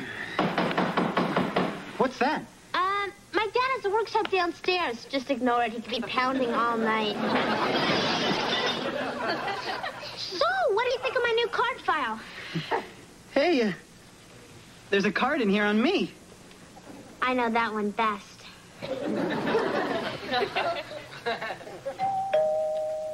Hold that thought.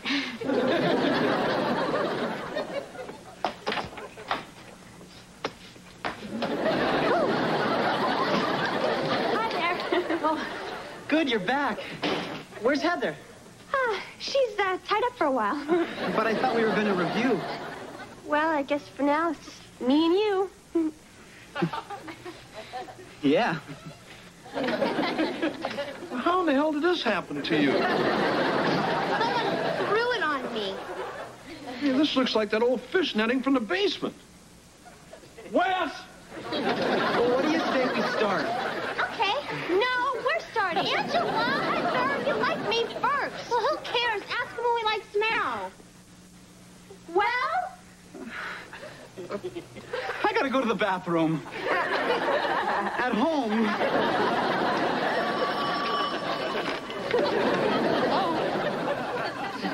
Hi, how are you doing? Hold on a minute, Cindy. I've got to call Mr. Belvedere. Don't mind me. I'll see what the three little piggies are up to. You know, I'm working on getting my locker room next to yours. Cindy and Wesley sitting up a tree. K-I-S-S-I-N-G. Just ignore that. Yeah, I did my math homework. Problem 7. Hold on a sec.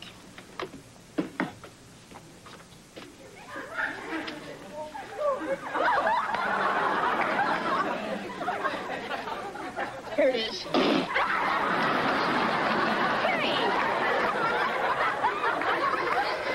Yeah, I know it's gross, Cindy, but I didn't do it. Cindy? Hello? Now look what you did. What? I've had it up to here with your stupid games and practical jokes. But I thought you were enjoying yourself. I know I am. Well, I'm not, you oversized candy cane. Yes, you've made that quite clear. Can't you just leave me alone? By all means.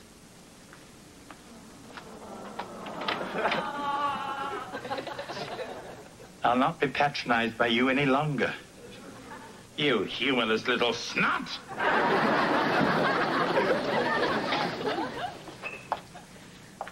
Hi, Marvin. All ready for the debate? Oh, God, it's you. Hi. Oh, God, it's her. What are you doing here? Beverly Clark has mono, and everyone else has entered another event, so Mr. Wiggins put me in. And that's the last thing I'm going to say to you for the rest of my life. And by the way, you're ugly. Good afternoon, and welcome to today's debate between Fielding High and our own Van Buren Speechmasters. The topic for today's debate is, in an era of serious national debt, can we preserve the Social Security system? Van Buren, having won the toss, will go first and defend the pro position. Social Security. Yes, it is expensive, and it will get more expensive. But whatever the cost, we must preserve it. He's right. It's like working really hard for something or someone, and your best friend waltzes in and takes away what's rightfully yours. Or you have it, and the next thing you know, your so-called best friend tries to steal it. I object. This isn't supposed to be tag team debating. Please, Heather, Angela. Oh, shut up. Speechmasters, you're supposed to be debating them. Well, maybe we would be if he'd make up his mind. Yeah, this is all his fault. Look, you're driving me crazy. I can't take it anymore. I appreciate everything you two have done for me, but you're just too intense. I'm going to go find a nice, quiet girl without a best friend. Thank you. Mr. Wiggins, I guess we kind of made fools of ourselves, and I'm really sorry we embarrassed the school. Yeah, what can we do to make it up to you? Join the skydiving club.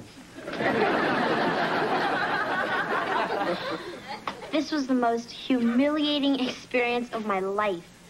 Worse than the time you were talking to Chad Smith and I made a face behind his back and you laughed and chocolate milk came out of your nose? Angela, we made fools of ourselves over a guy. What did you see in him anyway? I don't know. What did you see in him? I guess we wanted to want him so bad that we wanted to want him just to want him. I mean, we got caught up in the competition for him. Yeah, that too. Well, let's promise never to do that again. Promise. Excuse me. Would you like to go out for a pizza and maybe see a movie tonight? We have to go to the bathroom.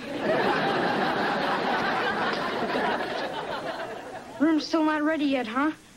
Your mother promised it for tomorrow. I guess we could have avoided all this if I'd been honest with you from the beginning. Yes? Well, it would have been reassuring from the start to know how much you despise me. I don't despise you.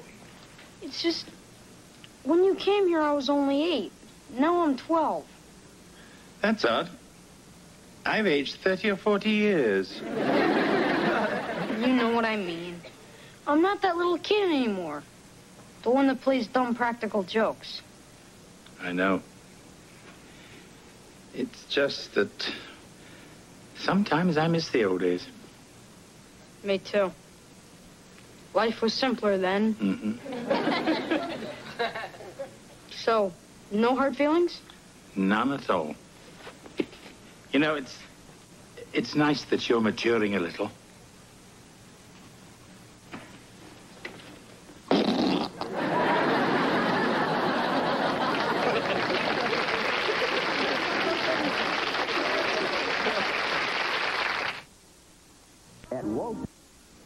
Being temporarily displaced, I'm forced to record my journal entry where I can find a moment's peace.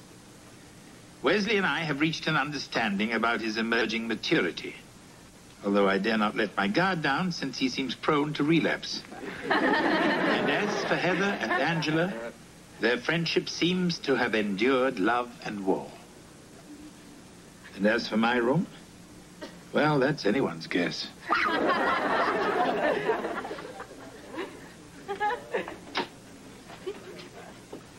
Ready to sneak a peek? Actually, I am a bit curious. Well, I'm all done. Go ahead, take a look.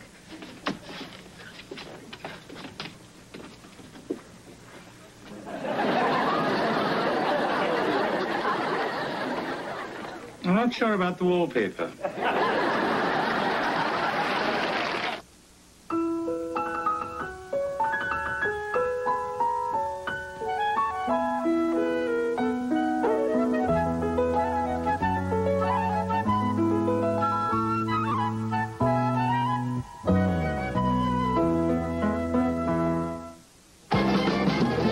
Later tonight on Nightline, the tragedy that struck United Flight 811. It's hardly an isolated event. Ted Koppel looks at the crisis of confidence surrounding the airline industry. We're coming! I can't believe Dad's dragging us much to this thing. Your father and I feel we should be spending more quality time as family. Where are you going? Roller derby. Oh, midget wrestling all sold out? Now, I want to see that attic spick and span when we get back, mister. Couldn't I be grounded some other time? I want to see the roller derby, too. Well, you should have thought of that before you dressed the Huffnagel's Chihuahua in Heather's underwear. Hey, it was Spot's idea. Let's go. Yeah, Dad doesn't want to miss the first body pileup.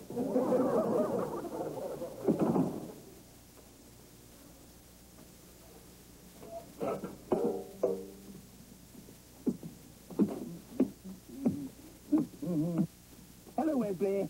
I'm not hungry. All the better. Don't leave Mr. Belvedere. It's spooky up here in the attic. Then stay away from the mirror. Oh, don't worry, your parents will be home soon. Couldn't you help me out with some of this stuff? Not the chance. I'm off to see the Barber of Seville.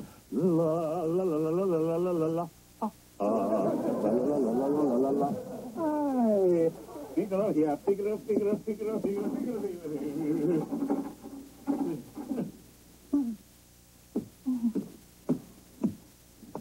I thought your father was supposed to fix this doorknob. Now what are we going to do?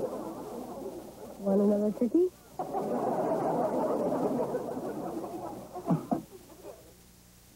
And I ran out of grenades so we can't blow our way out.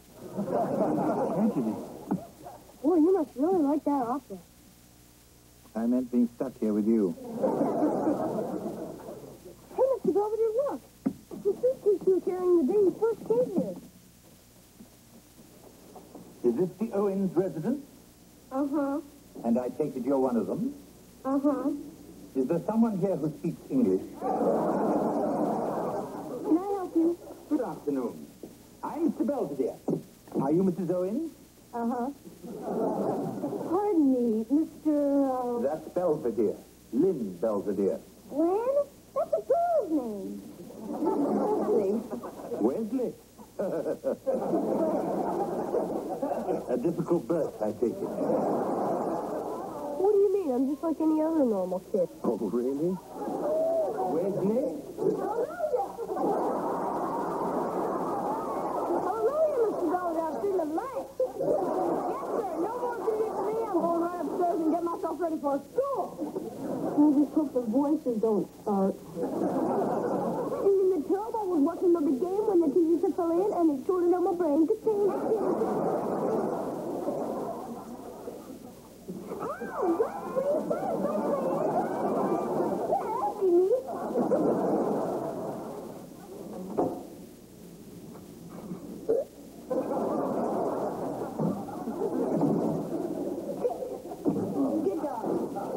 What exactly is it, Wes? It looks a little grisly.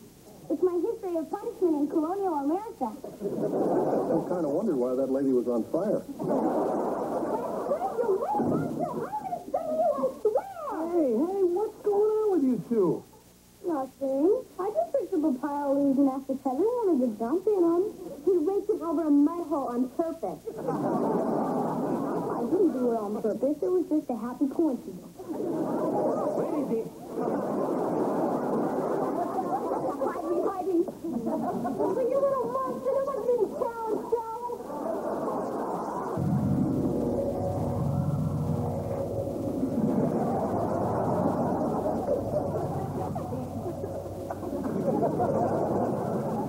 I think that went rather well.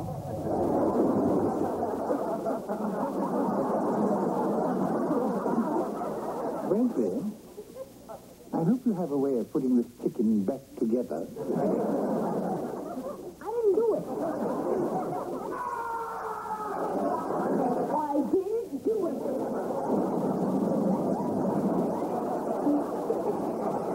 Wesley, there's a bird bath in my crumb case. I didn't do it. It seems that I've heard that before. Why do you always pick on me? Well, in your defense, I must say that dementia seems to run in the family.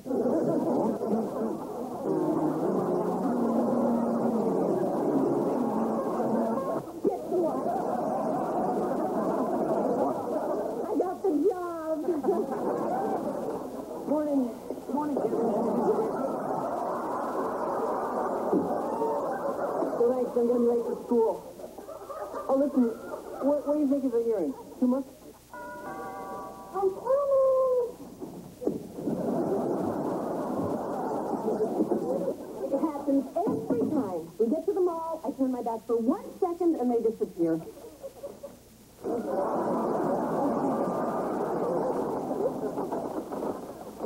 Does this bag go with this dress?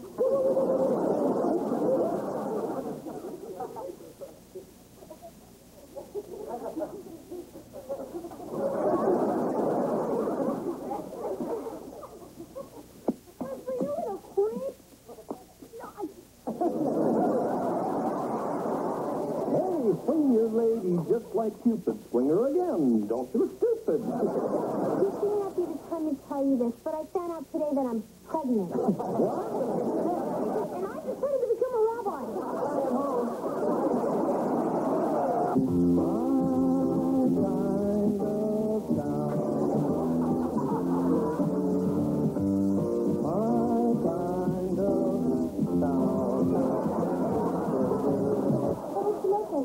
Chocolate chip cookies. Would you like one? Okay. I already got something. That was pretty great, huh, kid? Don't see many cartoons from Albania. What did you think, Dumpster Dog? That was real good, Hobo Joe. I'm going back down now and eat some more garbage. See you, Dumpster Dog. Remember, kids, you shouldn't eat garbage. But if you do, don't forget to brush.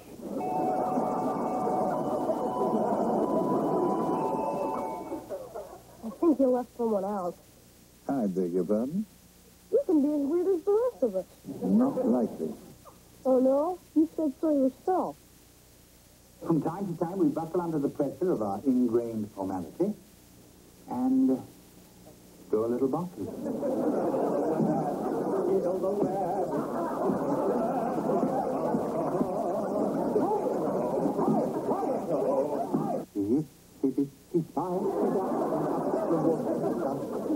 Down came the rain and washed the cider up. Up came the sun and dried up all the rain. The itsy bitsy cider and got the south again.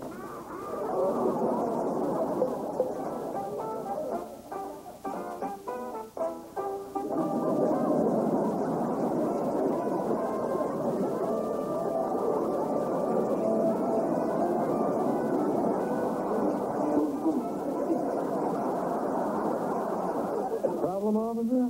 I found him over on Maple piling up a bunch of garbage cans. I was recreating Stonehenge.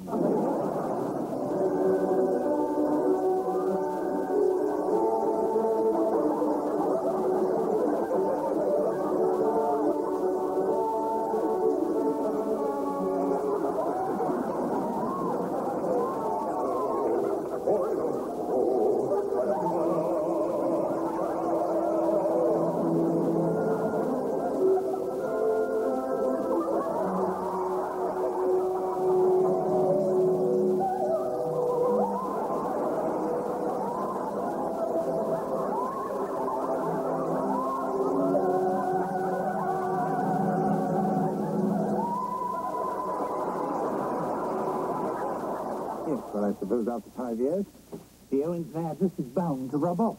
I think it's the other way around. Oh, look, a vintage Philco. Dad calls it the Belvedere radio. Why? Because it's big and old and gives off a lot of static. Well, that means better than listening to the sound of your voice. The drama continues at the downtown sports center, where a deranged roller derby fan is holding the entire arena hostage. Hey, that's where everyone lives. The police report that negotiations are currently at a stalemate and may be for some time. This is awful. Yeah. Why do I miss out on all the fun? At Goodness Me Natural Food Market, Just in the roller derby crisis, the crowd is still being held hostage. I know how they feel. I bet Dad's been waiting for his chance to jump the guy and set everyone free. Either that or he's in line for a chili dog. How come you and Dad are always getting on each other's case. Well, perhaps we got off on the wrong foot. I'm home. Hey, where's my high big boy, Kip? I haven't even been hired yet. But eventually he welcomed me with open arms. So you want to stay or what? However, he still had a little trouble getting used to me. I hate you. But I must admit, your father and I have had our moments. Just don't try to borrow my lipstick. Don't you ever clean down here? I tried to run into something bit me. Hello, Daddy. This is Mr. Belvedere, an authentic English butler. Do a little spin for the folks, Steve. He's got manners, he's got style, he's got a snotty attitude. He'll make your breakfast, lunch, and dinner, clean your house, and solve all your personal problems. Can I have a bid? You should mention I worked for the royal family. Did you hear that, folks? He worked for the royal family. $3. Mr. Belvedere, Morning, Mrs. Owen. what's going on? We spent the night together.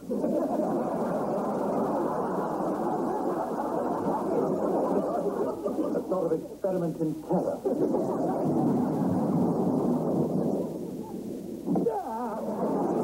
I'm sitting outside to chop some more firewood. Oh, that's a great idea. Big guy. Maybe I can give you a hand, so to speak. Well, after you. Oh, after you. Why did you say we grew rather fond of each other? You know.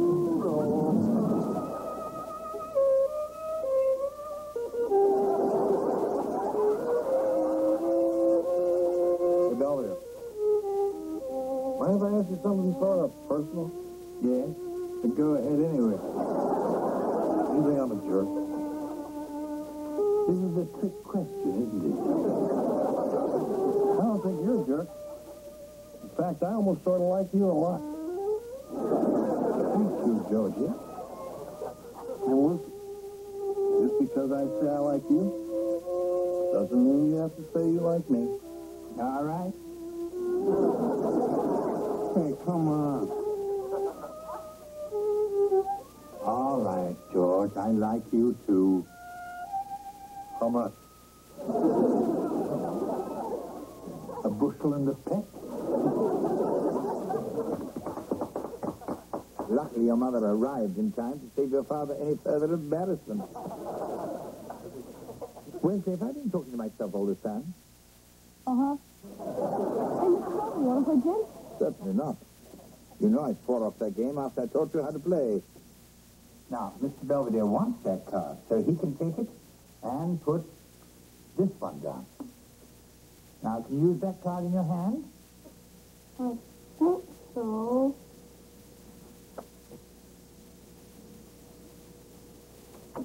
Gin. Gin. Gin. I don't know where the little prince got his ungodly facility for card playing, but it's driving me crazy. Look, don't feel bad. He used to cream me every time at Crazy 8. The only way I'd ever win was to cheat. Well, that just shows the difference between you and me. Gin. Really? Boy, that's 6 hands in a row. Yeah, but who's counting? I cheated. Oh, I knew that. What? The only way anyone ever beats me at cards is by cheating. I knew you were cheating the first time you won. And you let me do it anyway? And let me agonize over it? Sure, I knew you'd admit it eventually. I even knew you'd probably do something nice to make up for it. I usually know everything people are going to do. Did you know I was going to do this? Obviously, I was far too good a teacher. Oh, yeah? What about the time you tried to teach me semaphore when you didn't know enough to flag down an ice cream truck? Double R-I. Oh, come on, Mr. Belvedere, quit goofing off. It might be boring for you, but that's just because you know it already. Oh, yes, I'm sorry. I forget sometimes. Nah, Miles, that's not how you do permission to come aboard. It's not? Daddy showed me. It's like this.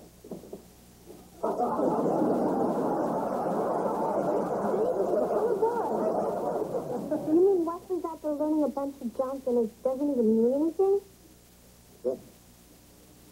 And when he goes for his badge, he's probably going to be humiliated in front of all of his friends? I'm afraid so. I love it. The teacher said it wasn't semaphore we were doing, it was more like the hula. I apologize for that. I even went out and bought you an ice cream cone. Which you ate right in front of me. It was good. Who told me? What's the rest for? In case you give me any trouble.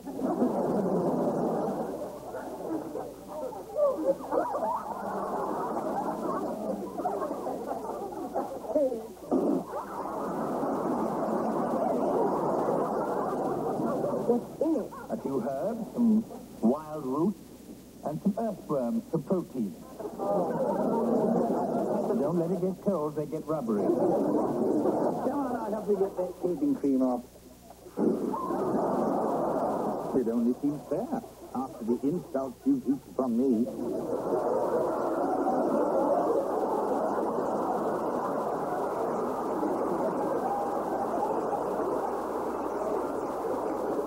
Maybe I'd like one.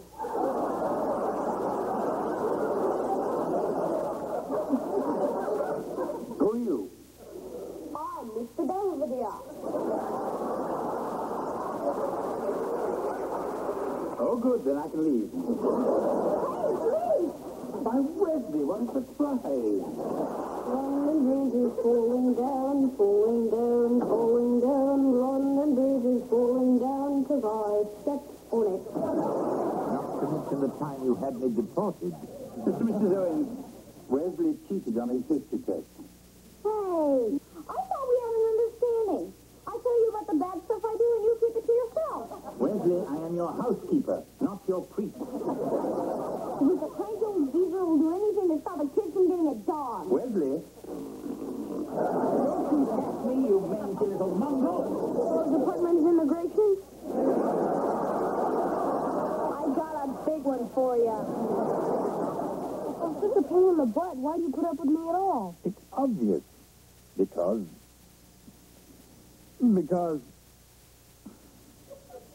Let me think about that. I'd rather have you than any smelly old dog. Wesley, that's the nicest thing anyone's ever said to me. Now get back to bed, you snotty little twerp.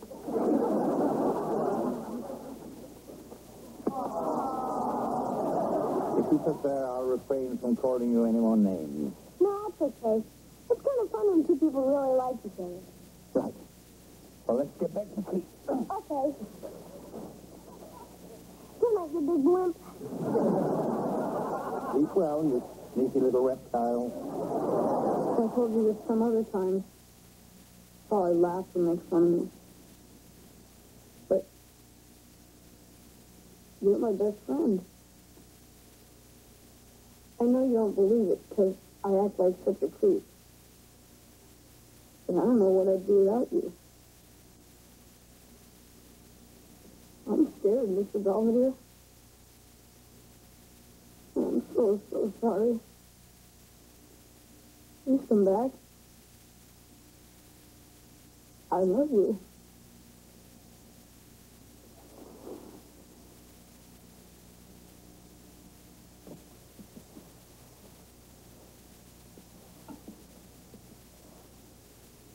I love you too, you little viper.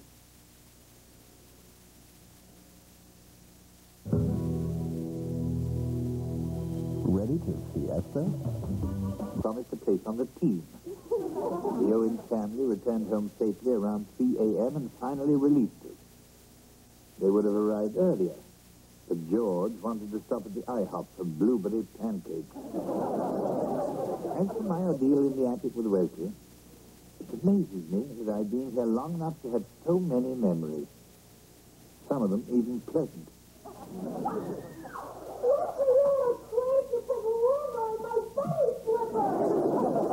Let the good times roll.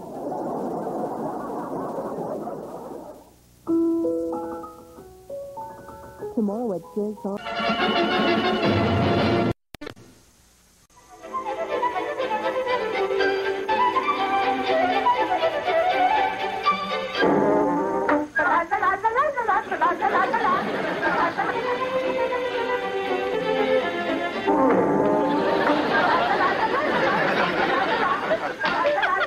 Give me that, you bloodworm.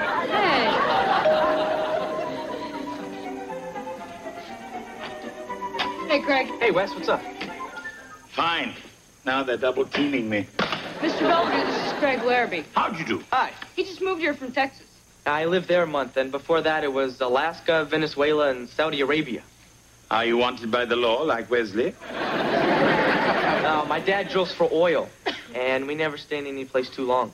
Well, next time you move, take him with you. Come on, Craig. Wesley, don't forget you have some leaves to rake. Oh, I can. I'm supposed to tutor Craig. My English teacher asked me to get him up to speed.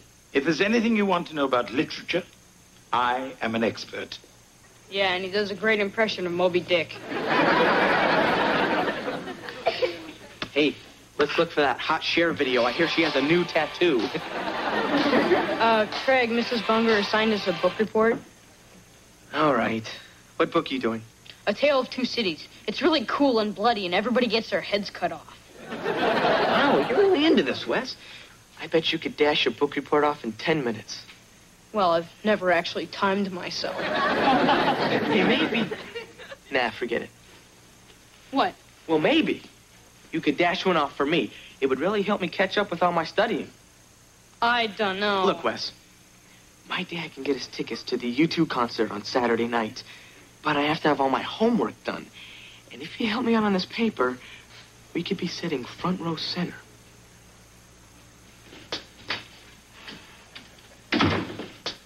George, what are you doing to my kitchen? Well, about once a year I get a craving for tapioca pudding. Are you going to take a bath in it? Come on, big guy. Give it a taste. It really goes down smooth. Not bad. Har, har, har. What is your secret ingredient? Tabasco sauce? Oh, 150 proof rum. Are you okay? No, it's just that I have a nervous stomach. Nervous? If I was your stomach, I'd be terrified.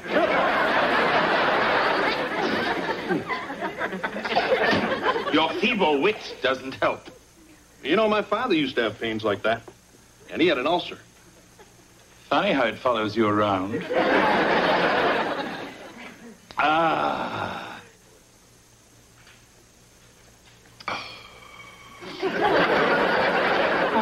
Hey, big guy, how much of that antacid you been chugging down? Oh, don't worry, George. Everything's under control.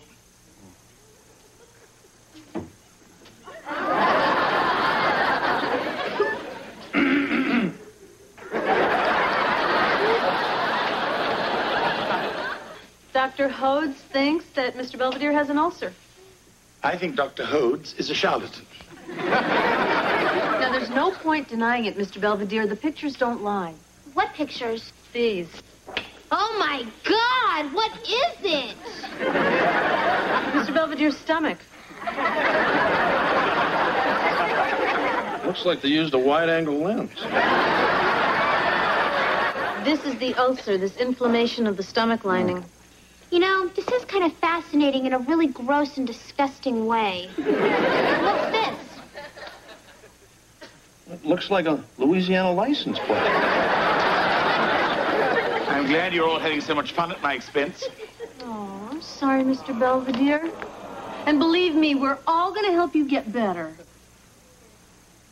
Uh-oh.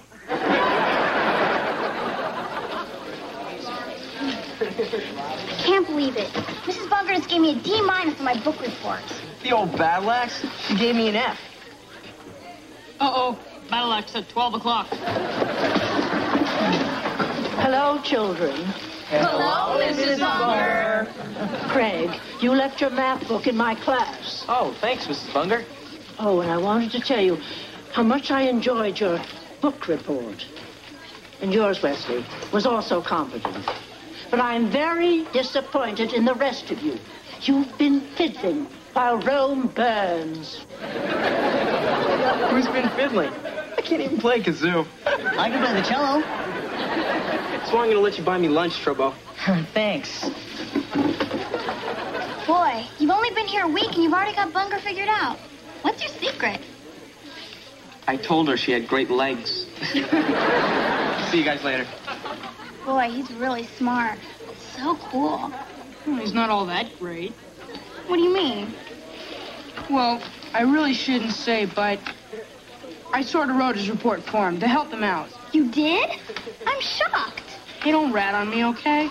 I'm shocked that you do such a sweet thing for a relative stranger, but not for a very special friend. Who'd be very, very appreciative.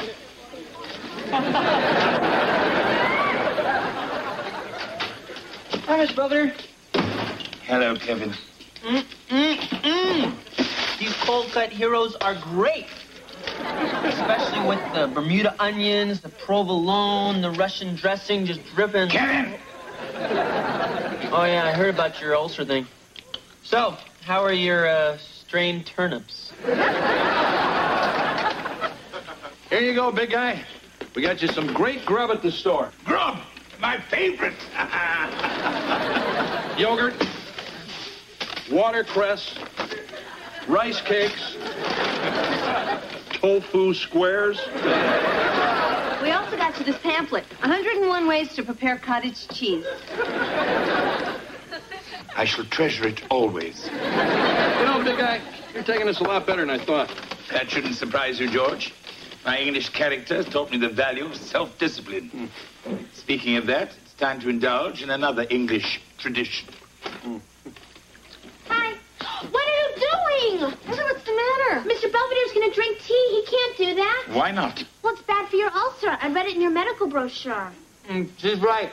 Tea is chock full of caffeine. I can be murder on your stomach lining. Bourgeois, I'm not going to forego tea. You don't have to. There are herbal teas you can drink. Well, yeah, like Floral Sunset and Lullaby Spice. I'd rather drink motor oil. Suit yourself, but regular tea is a no-no. Here, make yourself some cottage cheese soup. How's it going, Marjorie? I got an A- on our paper.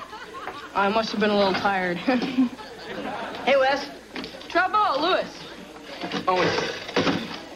I thought we were friends. Huh? Friends don't write book reports for other people that throw off the class curve. Word gets around, doesn't it? Tell you what, I'll let you write my next paper, and I'll tell my pals on the wrestling team not to twist you up like a pretzel. You're all heart, Lewis. Don't tell anyone.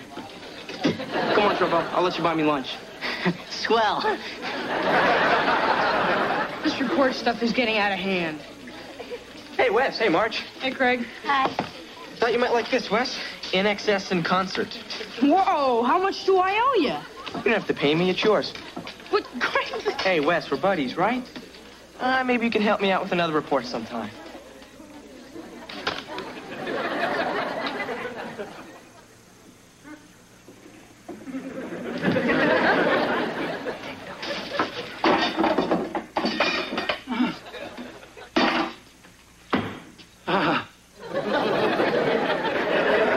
I so missed you, old friend. No, I heard noises. They're coming from downstairs. Be careful.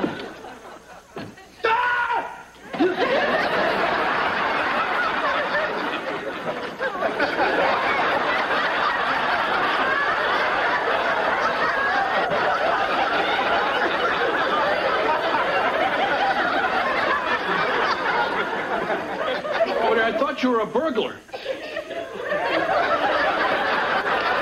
What are you doing up? Hey, you ain't trying to cheat on your diet, are you?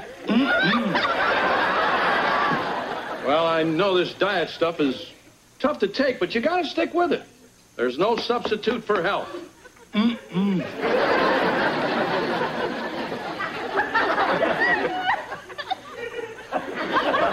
Strange place to floss your teeth.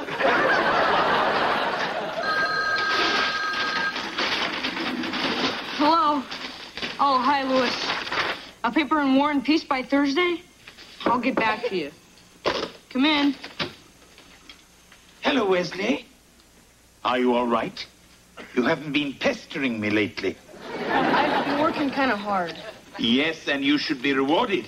So I bought you some yummy tea. I don't drink tea. Oh. Too bad. Well, it's a shame to let all this go to waste. Good boy, Spot. Mr. Belvedere, put that down. You should be ashamed of yourself.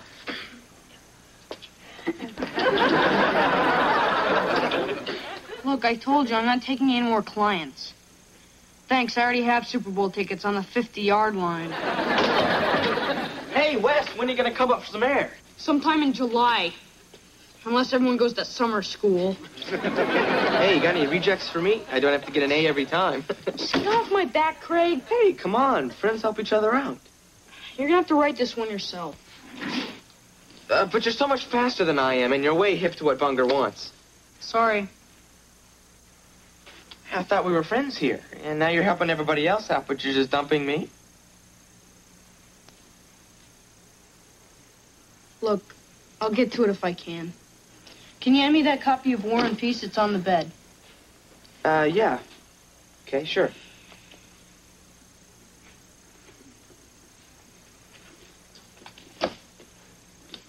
This is Pride and Prejudice. Oh, right. Sorry.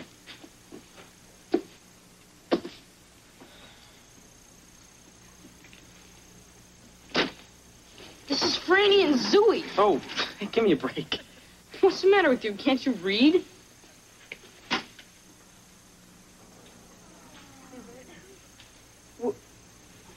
Can't you?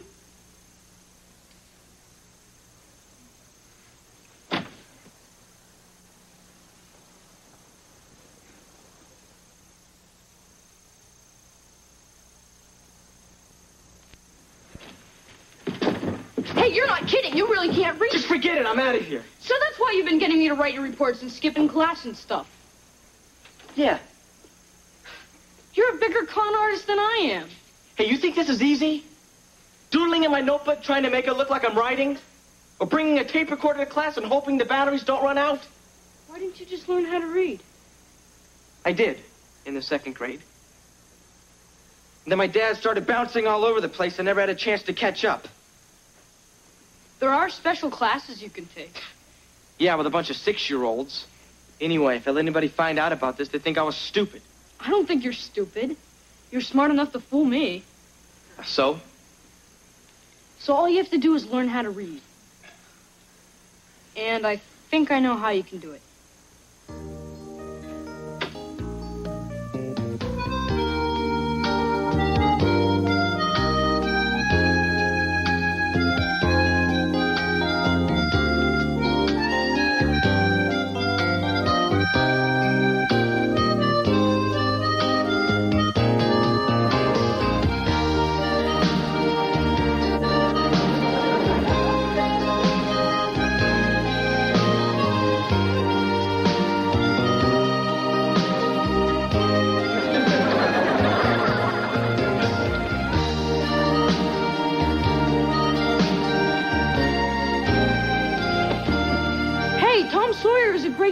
Look, I'm not Einstein. You're going too fast for me. You were doing great. Yeah, right. Dick, Jane, and Spot. See Spot run. Like that's real life. It is around here. But forget it. I've just been wasting my time. I quit. You can't. We have to read our reports in front of Bunger's class tomorrow. What are you going to do?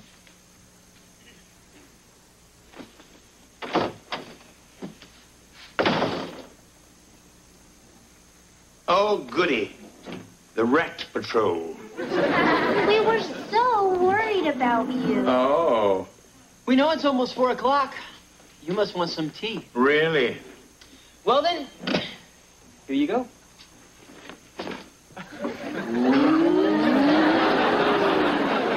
Oh, my.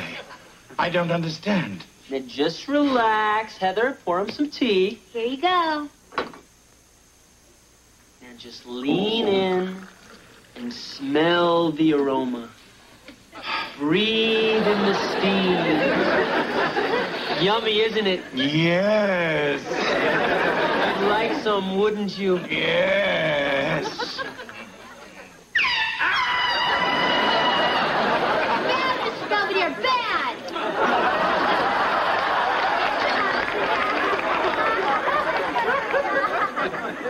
What are you doing? Aversion therapy. We're gonna make you hate the sight of teeth. That is ridiculous. Exactly. Why are you doing this to me? Because we love you. Well, I guess that's enough punishment for one day. Go ahead, take your reward.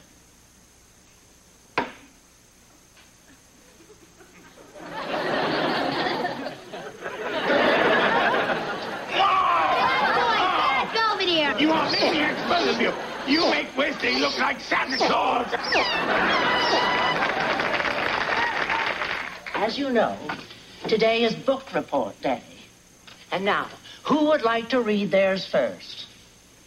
Craig's work has been excellent recently. Where is he? There you are, Craig. You may favor us with a recitation. Huh? I'd be happy to read mine, Mrs. Bunker. No, Wesley. It's probably smut. Yes, ma'am. You may sit. And you, Craig, may begin. Well, I'm not very good in front of an audience. We're all your friends here. Yeah, well, I, kind of have this sore thing. Craig, read it or weep.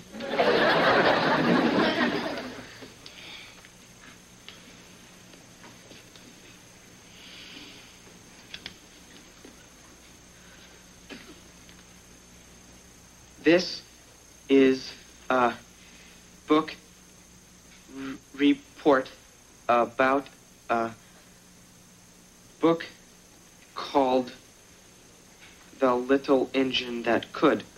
He read a baby book. Now, who needs this? Craig, come on, cut him some slack. We can't read. Well, at least he's doing his own work, which is more than I can say for a lot of people. Wesley, what are you saying?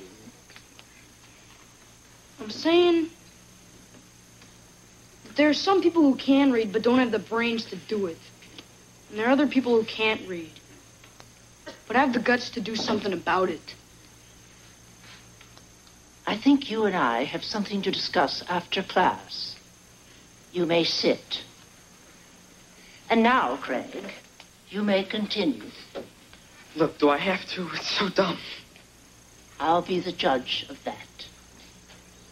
And if any one of you makes a sound, it'll be your last.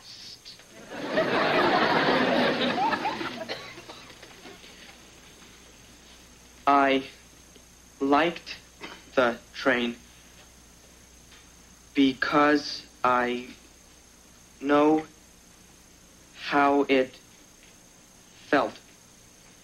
No one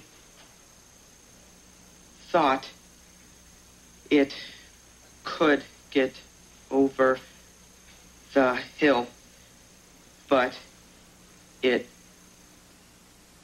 tried real hard and made it anyway.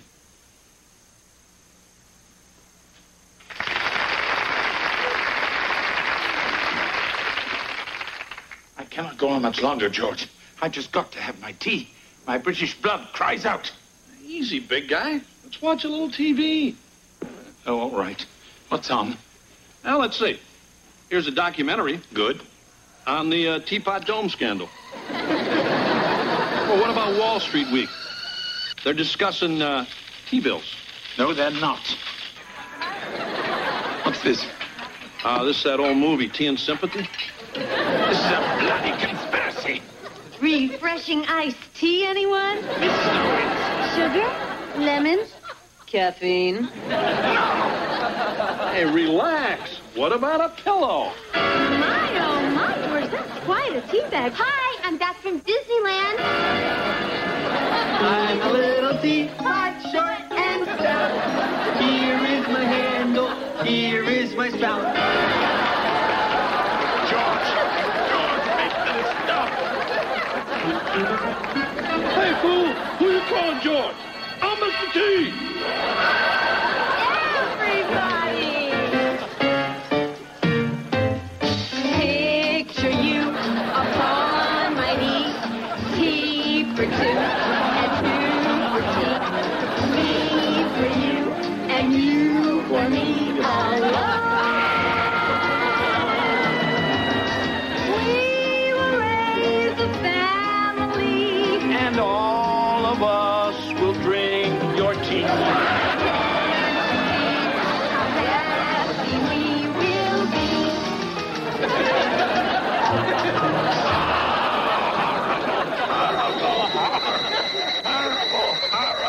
Hey, wake up, big guy, wake up. Yeah, what? Oh, you were yelling horrible, horrible. Were you having a nightmare? No, George. I was dreaming about your golf pants. Where are you going? Where I shall never have any more nightmares. Oh, Belvedere, please don't go away. Stay back! I shall have tea, even if I have to flap my arms and fly to London. Talk about a jumbo jet.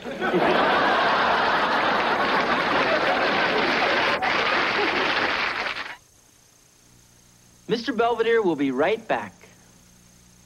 Wesley's friend Craig is now enrolled in remedial reading classes, freeing Wesley to do what he does best, serve detention. But his sentence was commuted because he acted so nobly in the cause of literacy.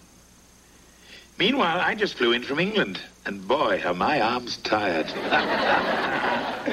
Happily, my doctor says I'm well enough to resume drinking tea in moderation. He attributes my recovery to diet, but I wonder if it has more to do with the 3 weeks Wesley spent writing, tutoring, and leaving me alone.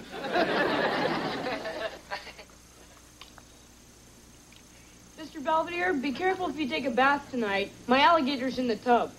Well, that answers that.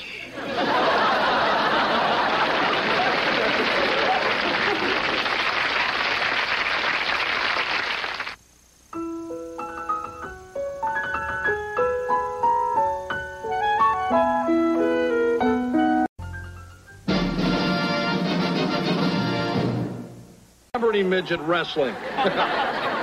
Oh, come on. Can't we watch something good? Oh, none of your slasher movies. I just ate. You know, we finally get a chance to spend some quality time as a family, and all we do is fight about TV. You know, Mom's right. Let's play Monopoly. Nah, Wes always gets the top hat. Well, let's spend our time relating. We can talk about our hopes and dreams and aspirations. I hate that. George, is there anything you do like? Well, since they turned my country club into a bird sanctuary, I've been looking for a good poker game. What do you say? What channel is midget wrestling? Hello, Kevin. Hi, Mr. Belvedere. How's life treating you?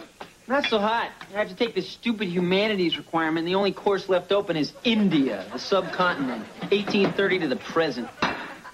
But Kevin, India is such a fascinating culture. I should know. I live there. Oh, yeah? Well, if it's so fascinating, what are you doing in Beaver Falls? Do you realize how much our language owes to India? While wearing my calico pajamas, I stepped onto the veranda of my bungalow to watch the sun setting over the jungle. What'd you do then? Make a pass at an elephant?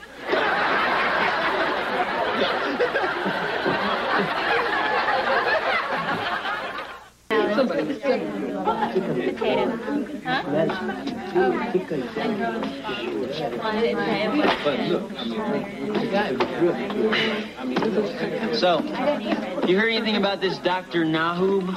Oh, yeah. They call him the Terror in the Turban. Great. My roommate took his class. Right before the midterm, she had a nervous breakdown, and now she's a Moonie.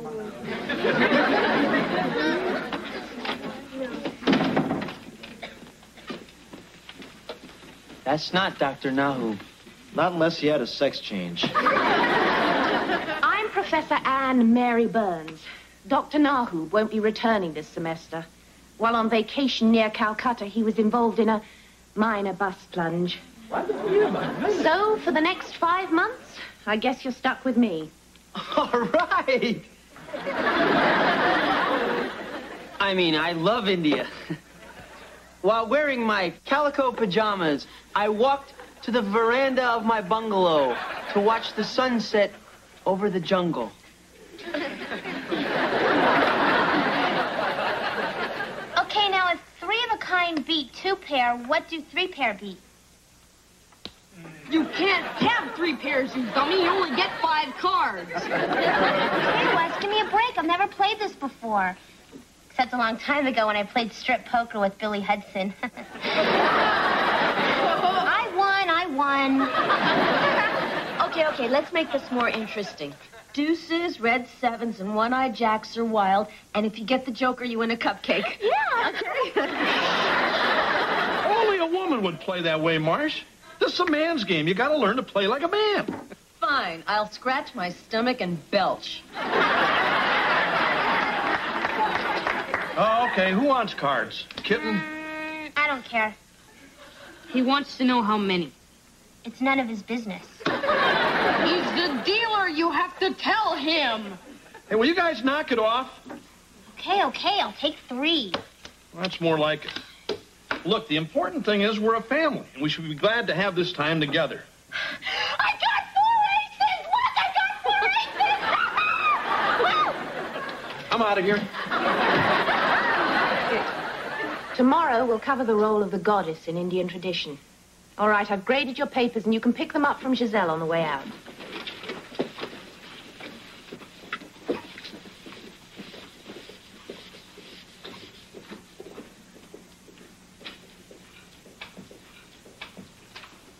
Mr. Owens, are you all right? Huh? Don't you want to pick up your paper? What paper? The one you got an A on. I did? Yes. Your essay demonstrated solid research, originality, and a genuine concern for the hungry of India. Yeah, well, speaking of being hungry, are you doing anything for lunch? What? Or maybe dinner. Mr. Owens, are you asking me out? Well, yeah, I thought maybe we could talk about hunger over dinner. Well, I suppose if it's an academic discussion, dinner wouldn't hurt. We could be mature about this. Of course we can. I'll see you tonight.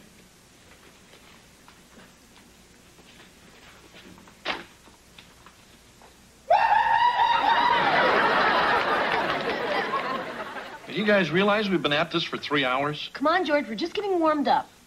Okay, Heather, I'll see your 5 toothpicks and raise you a bottle cap.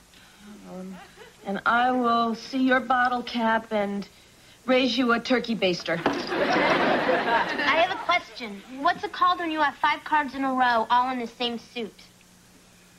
A straight flush. That does me in. Me too. Wow, and all I have is a pair of 4s. Well, what about the straight flush? Well, how am I going to learn if I don't ask questions?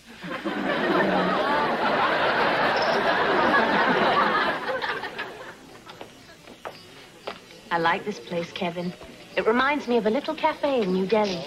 Have you been here before? Oh, sure. I come here all the time. Oh, then what do you recommend? Kiratama, sabji moli? The number 1 looks good. Hey there, Sahib. Listen, can we get some silverware, please? If you'd like. Well, sure we'd like. I mean, what are we supposed to do? Eat with our hand? We are? Don't worry, sir. A towel will be provided.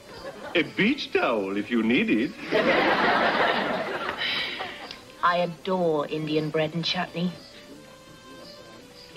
You can really taste the ginger root. Hey, easy, Kevin. It's quite spicy. Hey, you're talking to the chili dog king of Beaver Falls. So, how long did you live in India anyway? Most of my life. My parents moved there from England when my father got a position at the university. I was only 6. I remember what a wondrous sight it was. The ladies in their colorful saris, the exotic music, the mystical ceremonies, the smell of incense. Kevin! I'm dying I'm dying! I'm not choking, I'm on fire! I don't think the chutney agreed with him. Chutney? Oh, Kevin, this is full of red pepper. Quick, get some coconut milk. I'll also need some bundireta and some chanaberthi. Here, now drink this. Slowly, there's a good lad. I'm Mr. Belvedere, his housekeeper. Anne Burns, his professor. Here, try these. They'll help neutralize the spice. Miss Belvedere, where'd you come from? I always eat here on Sabu's birthday. Feeling better? Yeah, I think so. Look, Anne, I'll be right back. I'm gonna go suck some ice. Charming lad, isn't he? He's certainly animated. I haven't seen such a reaction since Nehru and I faced off in a Vindaloo eating contest. His face turned beet red, and I could swear that steam came out of his ears. You ate Vindaloo with Nehru. We hung out together at Mohandas. Mohandas? As in Mohandas Gandhi? I was his housekeeper. That was a busy time. That was before wash and wear sheets. I did my doctoral dissertation on Gandhi at Oxford. Oh, really? I was at Oxford, too. It really is a small world. Well, I'm back. Thanks, Mr. Belvedere. Oh, don't mention it. Oh, well, I'll leave you two alone. It's been a pleasure.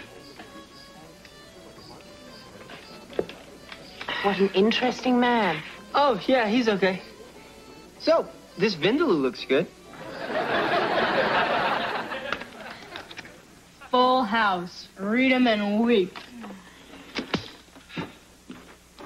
Hey, big guy. Want to join in? Thanks. I have a life. Hey, everybody, look what I bought. Real poker chips. All right. Now we can play for real money. The reds are worth $5, the whites are 10, and the blues are 25. Oh, boy. Kids, I don't think we should play for those kinds of stakes. But I'm tired of playing for toothpicks and cookies. I want to play for something that means something. Hey, I have an idea. Let's play for the family vacation. What are you talking about? Well, every year we all want to go to different places. We argue and end up doing what Dad wants. And what's wrong with that cabin up on Lake Kitchiku? It's 10 feet from the highway. And there's no John. And we all have to sleep in the same bed. Okay, this year we won't take Belvedere. Not good enough. Boys, you are taking me to the Bahamas. Deal, Buster. Oh, hi, Miss Belvedere. Kevin? Listen, I wanted to thank you for helping me out last night. You know, Anne thought you were a real hero. In fact, she couldn't stop talking about you. I am a conversation piece. And you're classy. And frankly, having a housekeeper like you only makes me look more sophisticated and debonair. Yes, like living with Fred Astaire. Well, anyway, it's really nice to know you're always there for me. I have only your best interests at heart.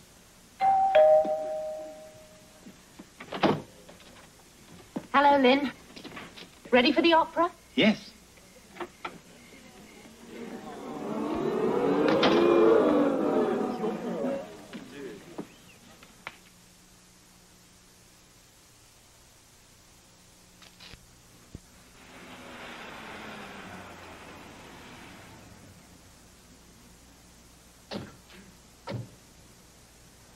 So a reporter said to Gandhi, "Mr. Gandhi, what do you think of Western civilization?" And Gandhi said, "I think it's a good idea." It amazes me that a man of such great cause had such a great sense of humor. Oh, I used to write some of his best jokes. Did you care to come in? Well, for a moment. I really have had a lovely time, Lynn. Well, you've been such a lovely companion. May I offer you a nightcap? Oh, I don't think so. I do have to drive. Oh, I didn't mean alcohol. I was going to offer you a cup of tea. I don't know. It is getting rather late. And I have some ho-hos to go with it. Now you're talking. So, have a nice time? Kevin, are you all right? Oh, sure. I do this stuff all the time. So, how was the opera? My, Kevin, I didn't expect to see you here. Well, I didn't expect to see Anne here either. I really have to be leaving. I'll see you in class tomorrow, Kevin. Sure. Well, thanks again, Lynn. Achapir melengue. Achapir melengue. What was that all about? Achapir melengue? Oh, it's simply Hindi to see you later, alligator. Oh, really? Oh, come now, Kevin, don't give me that look. We were just two alumni out for an evening. You were the one that was spying on me. Me? Spying? I wasn't spying. What do I have to spy about? Exactly. Anne had a free ticket to the opera, and I had a free evening. All right. As long as you understand, you were just a fill-in, a second choice, a poor substitute. Oh, I understand. But I'm not sure that Anne would agree. As you can see, Indian movies tend to musicalize their subjects. This is from the Indian remake of The Nutty Professor. Well, until tomorrow, Achapir melengue.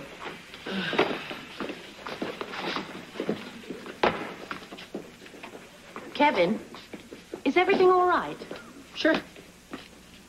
I mean, no.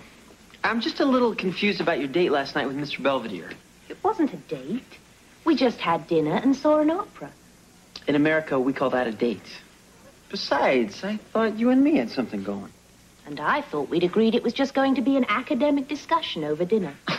Okay, how about if we do something just for fun? We can go see an Indian movie like Passage to India or Indiana Jones. In Britain, we call that a date. Works for me. I'll pick you up at 7. Call. Aces up 7s. 3 ladies. Drew the deuce to the low end, straight tough cookies. Wesley, you chiseler, you have that deuce up your sleeve. Stop whining, bluff breath. Hey, what's going on? I thought the game was over. Not now, George. But Wes won. I mean, he's making us take a 2-week tour of federal prisons. Right. Now we're playing for the station wagon. Yeah, I already bagged the VCR. Well, don't you guys want to go to the zoo or something? I mean, get out of the house. Boring. Your deal's slick and keep both hands on the table.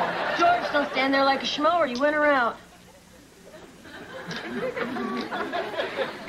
Listen, I'm sorry again about old Calcutta. I really did think it was about India. That's okay. It was very revealing. Anyway, it's nice for a change not to talk about India. Well, this is it. My, what interesting decor. Yeah, authentic early American garage sale. Well, this is my gumball machine, and these are my drums. This is my spiral staircase. This is Mr. Belvedere. Mr. Belvedere? Hello, Kevin. Since you just finished dinner, I thought you might need a clean shirt. Hello, Anne. Lynn? You really didn't have to do this, and I mean it. Perhaps I should go. Oh, no, don't go. I made you, Kevin, a little snack. Some bundi laddu. Bundi laddu? Bundi laddu? Yes, delicious almond and raisin puffs. I'm allergic to raisins, and you knew that. Excuse me. This is all a little strange. I'll see you in class tomorrow, Kevin. You too, Lynn. What are you talking about? Oh, Anne has asked me to lecture your class on my life in India. Didn't I tell you? I guess you were too busy making bundi laddu. Come on, Anne. I'll walk you to your car. Well, what am I going to do with all this? Guess. Well, class, today we have a special guest. Snore. Lynn Belvedere has lived Indian history. As a young man, he was confidant to Gandhi and Nehru. Yeah, he told Nehru his jackets would be a big hit. With no further ado, I hope, I give you Lynn Belvedere. Thank you, Professor Burns. I'd like to begin by relating a famous Indian fable about a mongoose and a python. Ugh. So when India declared independence from Britain, it was the beginning of a new era of democracy. Thank you. Thank you, Lynn. I'd now like to open the session to questions. Anyone? Yes. What was the major reason the subcontinent divided into India and Pakistan? Well, religious hostilities made it necessary to divide the country to prevent further civil disturbances. Do you have something to add, Mr. Owens? Yeah. You say you were Gandhi's housekeeper. Well, why was he always fasting? It was his way. Sure it wasn't your cooking? Well, looks like our time is up. Just when it was getting good. Thank you, Mr. Owens and Mr. Belvedere, for your uplifting debate. Well, I trust you two are proud of yourselves.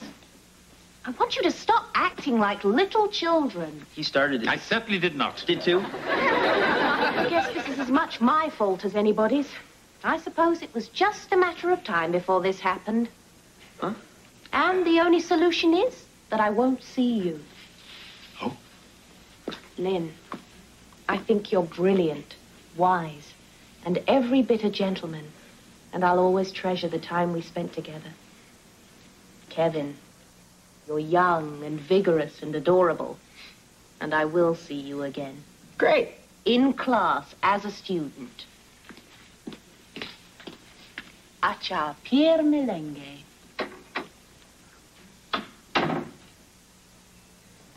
Thank you.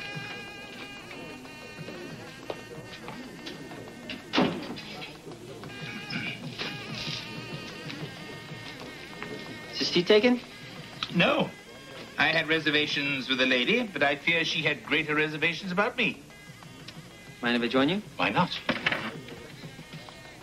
Kevin, it was foolish of me not to have taken your feelings into consideration in this matter. I'm sorry. Yeah, and I'm sorry about the way I've been acting. Women kind of make me crazy. Well, at least we had something in common for a while. How frightening. Well, why don't you let me buy you dinner? Oh, it's you. What can I serve you, sir? What do you recommend? How about a burger and fries? You're off. Shoot, Alfoldo. Diamond-studded flush jack high. Yes, come to mama. Yeah, I got out of work early. Deal me in. No, hi, Marsh. George?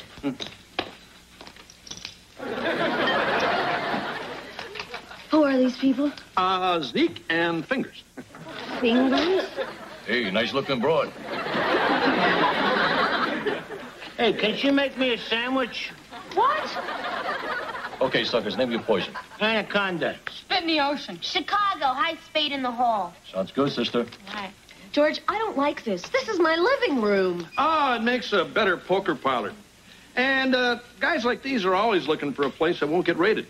What about the kids? Oh, don't worry. The kids love Zeke and Fingers. Hey, I'm gonna get a brewski. And what about you kids? Oh, sure. And one for the bag. All right. Hey, you look at my cards, you're gonna sleep with the fishes, capiche? Hey, you, freeze. I want you and this Zeke person out of my house now. Hey, you don't get excited. It's just a friendly game. Oh, the hell it is. Out. Hey, what about my sandwich? Out. Out. Out. Hey, I had a full boat. Yeah, we'll sail it into the sunset.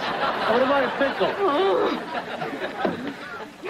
George, what in the world got into you? What in the world got into you? I start a friendly little family game, and the next thing you know, I'm living with the Cincinnati Kid and her kittens. You set this all up, didn't you? Well... You thought we were going too far, so you did this just to make a point. Well, now you spoiled all of our fun. Yeah, and I didn't even need Belvedere to do it. Pretty sneaky, Dad. I'm impressed. Come on, kids, let's clean this up. This is the Vice Squad. We got your house surrounded. Come on, put your hands up. You're a little late, big guy. But nice try. Thank you, George. Incidentally, 2 men in bad suits are stealing your car.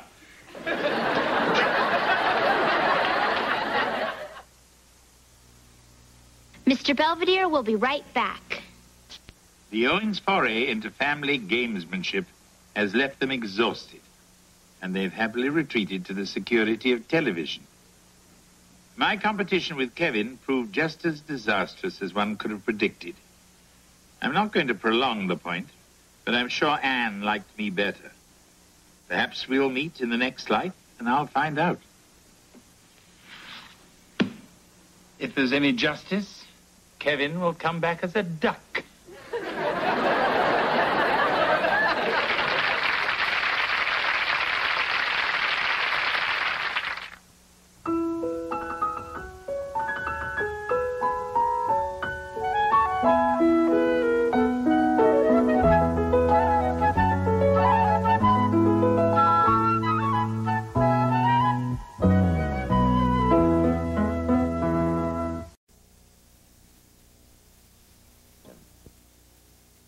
Hey, Belvedere, why is this string tied around my finger?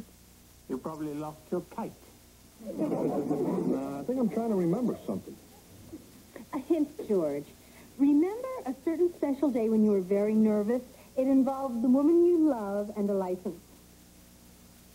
Oh, yeah. The day Heather took her driving test.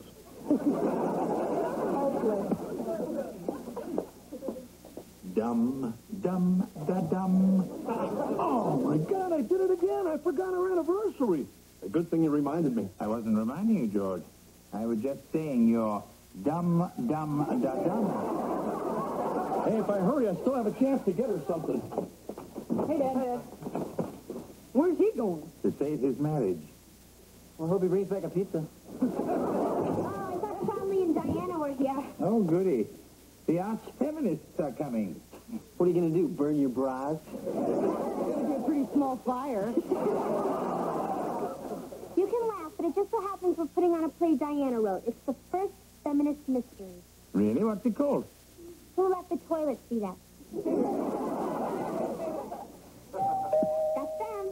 Come on, wife, let's go upstairs and arm wrestle. Hi, Charlie. Hi, Diana. Heather, you will not believe it. I went down to reserve the school auditorium for the play, and they said we couldn't put it on. They said it's too controversial. Well, I told you to take out the Super Bowl massacre scene. To make it worse, they're putting on the Miss Beaver Falls beauty pageant. Now, isn't that an insult to all right-thinking women? Yeah, why don't they just hold it at a meat market? We have to do something. Hey, I know. Why don't we boycott the pageant? I've got a better idea. Let's enter it. Enter it? Yeah. Let's enter our own candidate, and if she wins, she can just make a speech denouncing the whole stupid thing. Gee, I don't know. I mean, who would we get? Oh, no. I am not parading around in a bathing suit and high heels. What we need is some beautiful blonde fluff brain who will do anything we tell her. Where are we going to find someone like that? Hi, guys.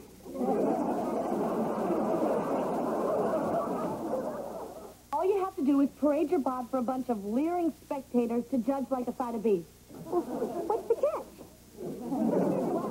There's one thing. During your speech, Heather, later. We have to transform Angela into the perfect contestant. All right.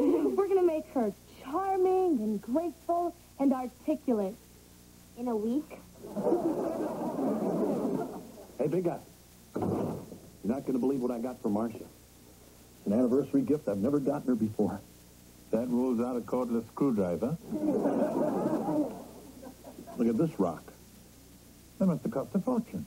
Not exactly. But it's not exactly real either. Hey, Marcia. Happy anniversary. Oh, George. Oh, it's beautiful. Oh, George, you're just the most generous man in the whole wide world. I wouldn't say that. Neither would I. Well, I'll meet you upstairs. I have a little surprise for you, too. Don't hold dinner for us. You are going to tell her that that's not a real diamond, aren't you? Oh, yeah. Sure. Later. George. Hey, she's overjoyed. Why don't I just leave well enough alone? The mark of a wise man. It's also the mark of a cheap man. Well, you saw her. Have you ever known Marcia to be so happy? George!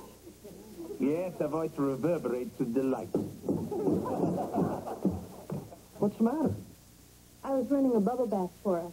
I put my hand in the water, and your diamond dissolved. Okay. I wanted to get you a real one. But Belvedere knew this guy and... George! Okay, I'll make it up to you, I promise.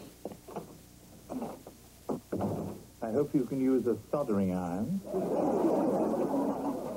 Now remember, the key to success as a beauty queen is to talk like you're from the South and use 3 names. Why 3 names? Well, all beauty queens have 3 names. Mary Ann Mobley, Deborah Lee Moffett, Lee Merriweather. She's heard of it. And so I say to you, stand together against this exploitation of our bodies and strive for the day when we are valued not for the content of our brassieres, but for the content of our brains. Wow, that's real powerful stuff, Diana, but I don't think Angela can handle it. I mean, she gets mixed up on this little piggy. Oh, come on, you don't give Angela enough credit. I bet she's a lot deeper than you think. Sorry I'm late. I was driving around waving. Waving? Yeah. All beauty queens have to wave. It's a lot harder than it looks.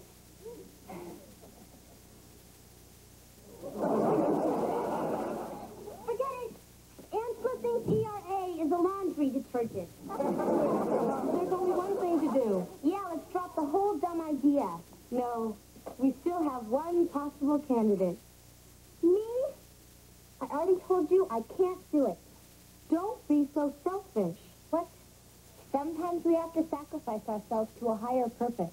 Fine, you sacrifice yourself. Not with these guys. Heather, the women of Beaver Falls need your help. What's it going to be? Hey, Belvedere.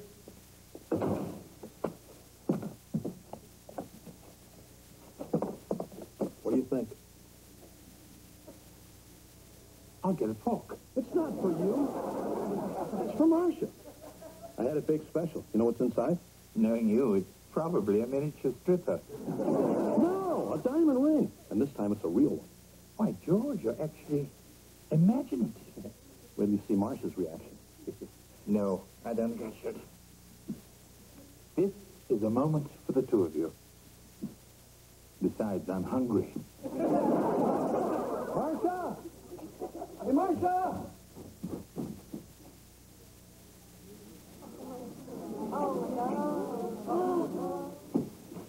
George, I still don't understand what's so important that you have to drag me out of the bathtub. You'll see. You'll see. Happy anniversary. Thanks, honey. You got me a new garbage disposal.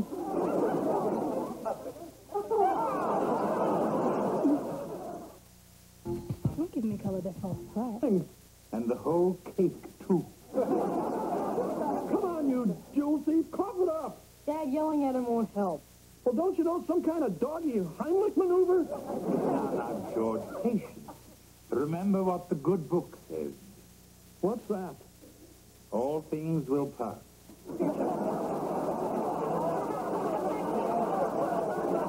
You mean...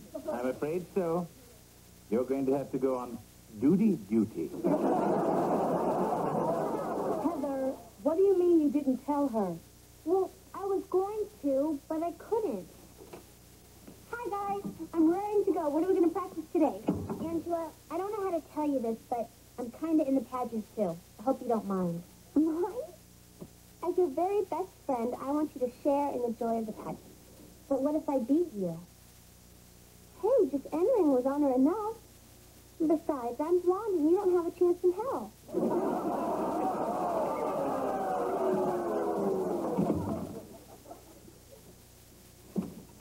Oh, hi, Angela. Oh, hi yourself. What's wrong with you? Your sister is a regular Eggs Benedict. A traitor. You mean Benedict Arnold? That, too. She was going to coach me for the Miss Beaver Falls pageant. And now she's going to be in it herself. So what? You're blonde. She doesn't have a chance in hell. Yeah. But you have to be smart and talented, too. I see a problem. I know I could win if I had a coach. Mr. Big Brazier.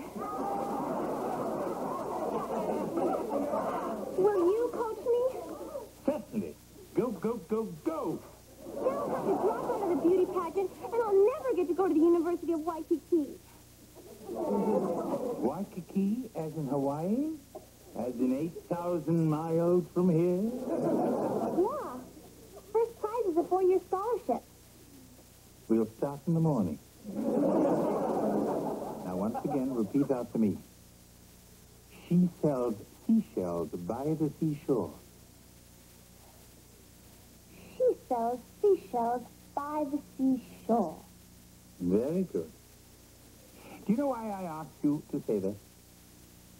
Because a beauty queen should be able to discuss the environment. No, Angela, I'm working on your elocution. My electrocution? Don't tempt me. Now, put this book on your head. Is this the balance? No, I'm hoping some knowledge will soak in. Come on, Your Regal Highness. It's time to make your entrance. Dun, dun, dun, dun, dun, dun. What are you doing here? I live here. What are you doing here? Mr. Bombadier's coaching you. Why are you helping Angela? Because if anybody needs help, she does. So Now, Angela, remember, pretty is as pretty does. You're absolutely right. Come on, Heather. Let's go upstairs and work on your makeup. Oh, Heather, Yeah? what prompted you to enter the contest at the last moment? Because it'll help world peace. See ya.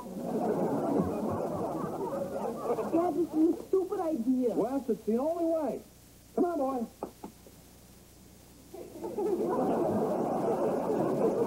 George, why is Spot wearing a diaper? Spot's obedience school is putting on a play called Gandhi's Dog.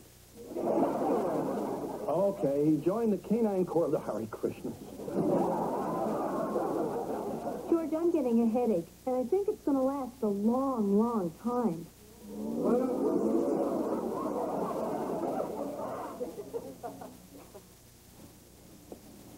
I don't believe it. $200 for x-rays and nothing. X-rays? George, what happened? I wanted some pictures for the family album. Go ahead and tell her, Dad. If worse comes to worse, I have an extra bunk in my room. Okay, let's have it. Well, Marcia, it's like this. I got you a real diamond ring. You did? Yeah, but I had it baked inside the cake that Spot ate. You did? Yeah, so we've been trying to keep a watch on him so we know when he, so we could get the ring back. But somebody must have slacked off. Hey, I had to go to school. Well, I'm going to get that ring back if I have to search every lawn in this neighborhood. Gee, well, most women get a diamond that comes from the heart. Thank you. Welcome to the Miss Beaver Falls pageant. No other event captures the spirit of the town better. Not since they canceled the demolition derby.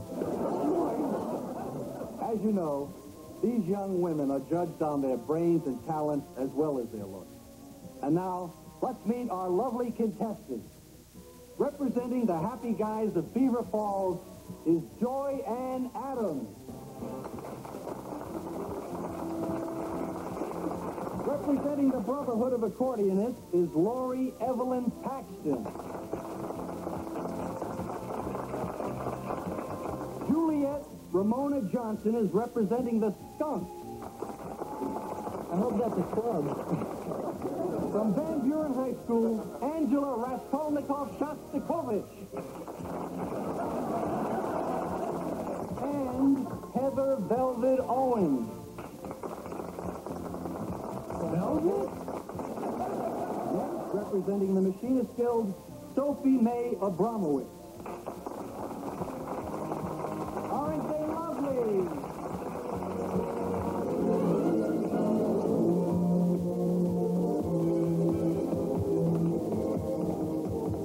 The tap dancing was lessons really paid off. Yeah, much more than the yodeling lessons. I've never seen anything so corny in my life. I know, the judges should really eat it up. I don't know, Mr. Bar Mitzvah. She looks really good out there. Confidence, child. You can't fail.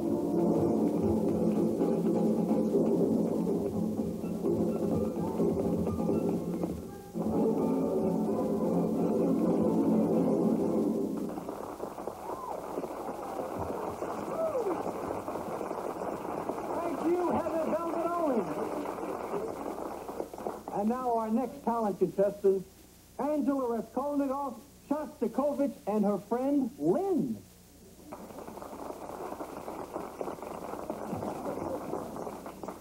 Thank you, everyone. Lynn, don't you want to say hello to all these nice people? Hello, everyone. You know, Lynn, I wasn't sure I wanted you on stage with me. But wow! Because I was afraid you might give a wooden performance. I can't believe I'm sitting here when I could have had a root canal. A funny thing happened to me on the way to the patch. And now for my grand finale. Lynn here will speak while I drink a glass of water. Go on, this I'd like to see. Okay, watch. Merry Christmas, folks. It is Thank you, Angela. And now, an interview with each of our contestants. Angela, we'll start with you. Sure.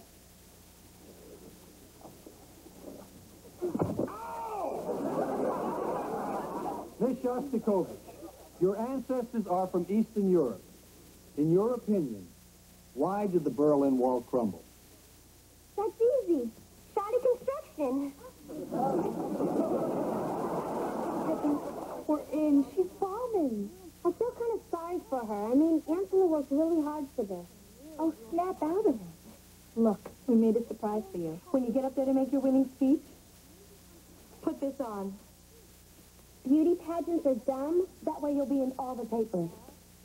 Please, can I have a few minutes alone? Okay. Just remember, we're counting on you. What have you got there? Nothing. Beauty pageants are dumb. Well, they are. Now I know why you were so anxious to enter one. To sabotage it. Are you going to try and stop me? No, if you want to speak for womanhood, who am I to stop you? Right. And I'm sure all the young ladies who work so hard to get here will appreciate your support. Ladies and gentlemen, we have a decision. Drum roll, please.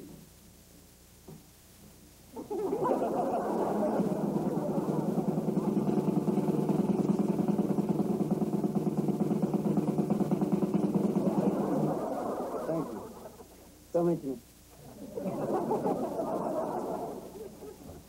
Good luck, Heather. You too. Our second runner-up, Laurie Evelyn Paxton.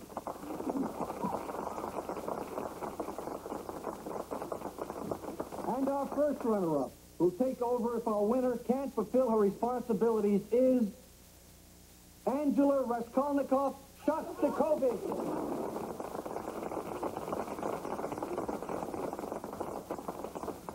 And our winner, the new Miss Beaver Falls, Heather Velvet Owens. That's my baby!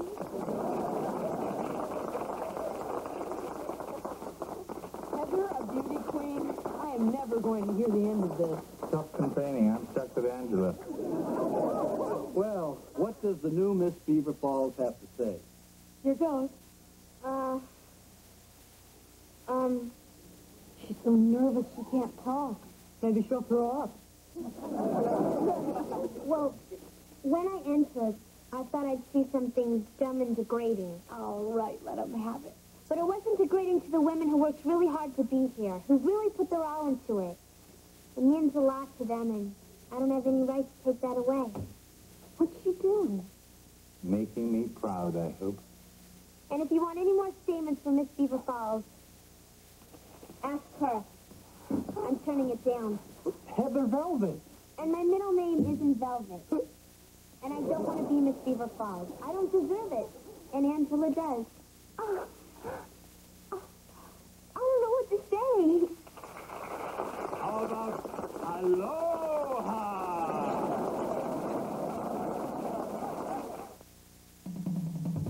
For all concerned, Heather took a giant stride toward maturity, and in so doing, rid me of Angela in a few short months. Hallelujah. As for the missing Owens dance, while planting tulip bulbs this afternoon, I made a miraculous discovery. Spot's hiding place. Apparently the little scamp had it buried there all along.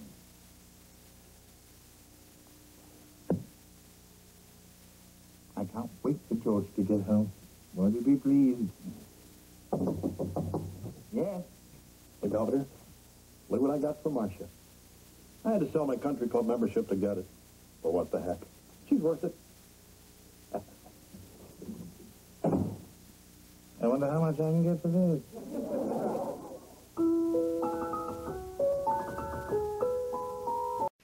Hey, come on, Marsh. It's after midnight. You gotta get some sleep. I can't. I guess I'm worried about going to prison tomorrow. It's not like they're locking you up. I know. It's just that this is all so new. I mean, up till now, all of my legal work has been wills and divorces and defending Wesley from the neighbors. Who is this jailbird anyway? Sharon Witt. I've never met her, but she's been convicted of armed robbery, grand theft, and felonious assault.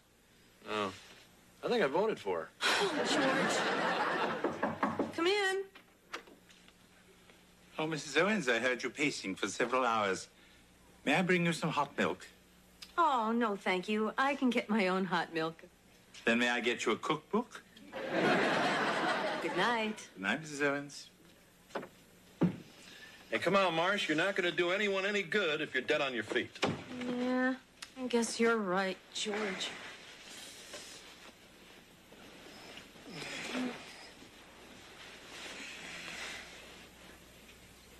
Sweetie pie? You sleepy? Marsh?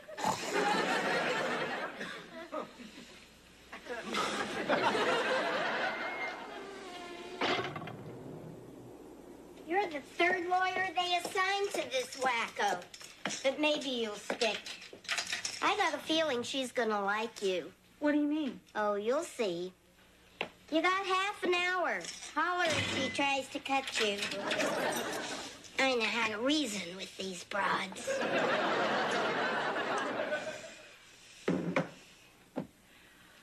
Hello, I'm Marcia Owens, your court-appointed attorney. Yeah? Well, I'm Sharon Witt, your court-appointed psycho. Oh, well. Aren't you a sight for sore eyes? Looking at. I just can't get over how much we look alike. Well, we ain't exactly the same. I bet you ain't got the Queen of Hell tattooed on your butt. Can we get on with your statement?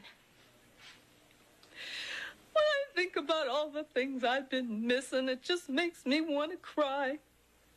I'm gonna get you out of here, Sharon. Yeah? I got a feeling you just might.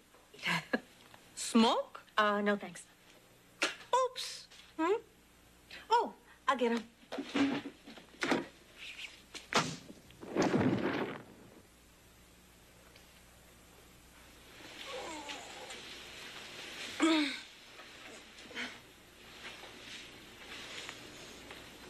What?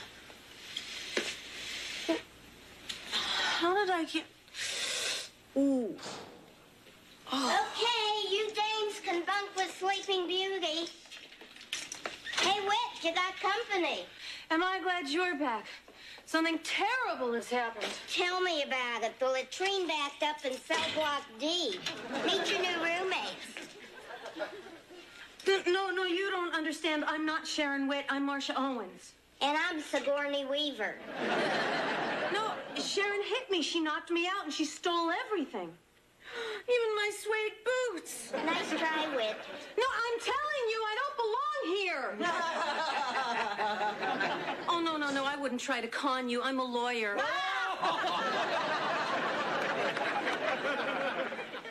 Oh, yeah, Vic, man, this is the perfect setup. Yeah. I'm gonna hang out till I find out where these rubes keep their loot, and then... Well, of course I can make them trust me. Trust me. Ooh, I gotta go. Someone's coming. Yeah, bye.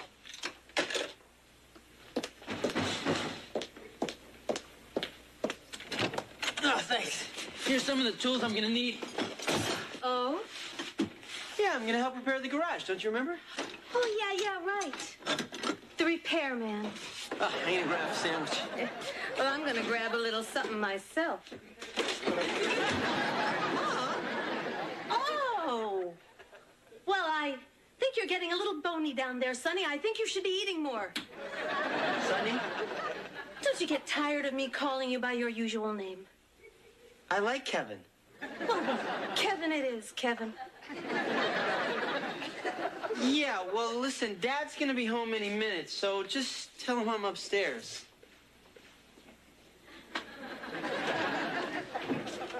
Oh, was that Kevin I saw drive up? Oh, hiya, big boy. Mrs. Owens! Happy birthday.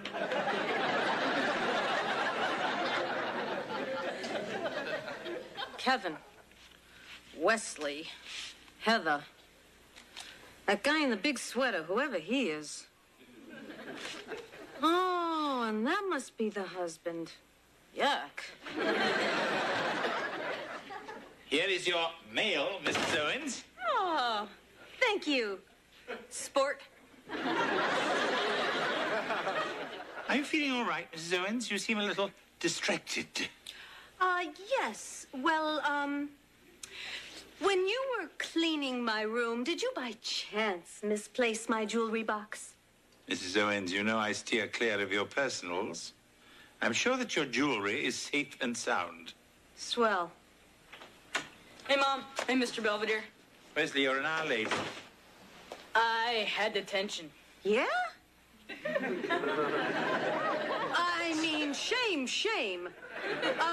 Mr. Belvedere, I would like to be alone with Wesley. You're a brave soul. Wesley, come sit down.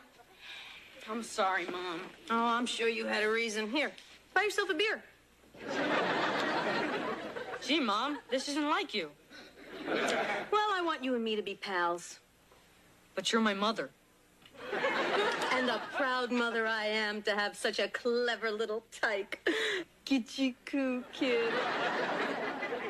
Yeah, well, thanks, Mom. I'm gonna grind you into mulch. Yeah, I'm gonna stomp you into sludge. Gotcha. It's 3 packs of cigarettes you owe me, sister. The hell I do. You moved your elbow. You wanna make something out of it? I got a better idea. Let's play blackjack. No way. Gambling is illegal. What are they gonna do, kick us out of here? How about you, Blondie? Up for a game? No, thanks. Ah, come on. Look, no weapons. What about her? Old Lady Haverford? Nah. She don't associate with us. Common criminals. That's Doris Haverford, the restaurant heiress who chopped her husband up into little bits and scattered him in the park? I thought they dropped the murder charges. Yeah, but they got her for littering. Gee, she's famous. Hey, I'm kind of famous myself. Yeah? Oh, sure. I spent most of my career serving major government officials. Yeah, at an hourly rate. I see. And Greta, what are you in for? 5 to 10. This cop was manhandling me, and I slapped him in the face. And they gave you 5 to 10 for that? Well, she was setting fire to a factory at the time. Okay, you warthogs, exercise period. You know, this is outrageous. You're holding an innocent woman while a dangerous criminal is on the loose doing God knows what. Yeah. Guess who? Oh, it's you. Brought you some flowers. Well, thank you, my husband. I'll go put them in water. Oh, no, here. Let Belvedere do that. Hey, when's the last time I brought you flowers? Knowing you, George, after you attended your last funeral. George! Yeah. Come here, baby. Well, I got reservations for McSwarley's. Gourmet dinner, slow dancing. Oh, no, I'm not hungry and my knees hurt. I love it when you play hard to get.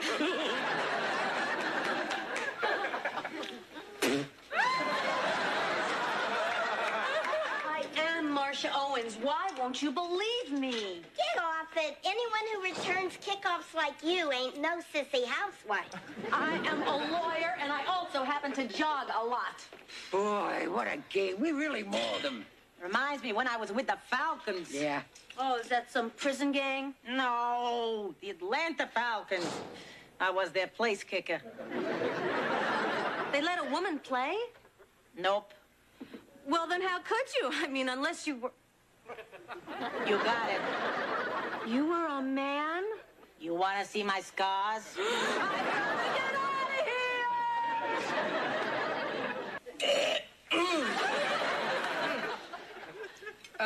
Mom. Yeah. Some friends and I wanted to go to the video arcade after school. Is that okay? Sure. Just be back before the bars close.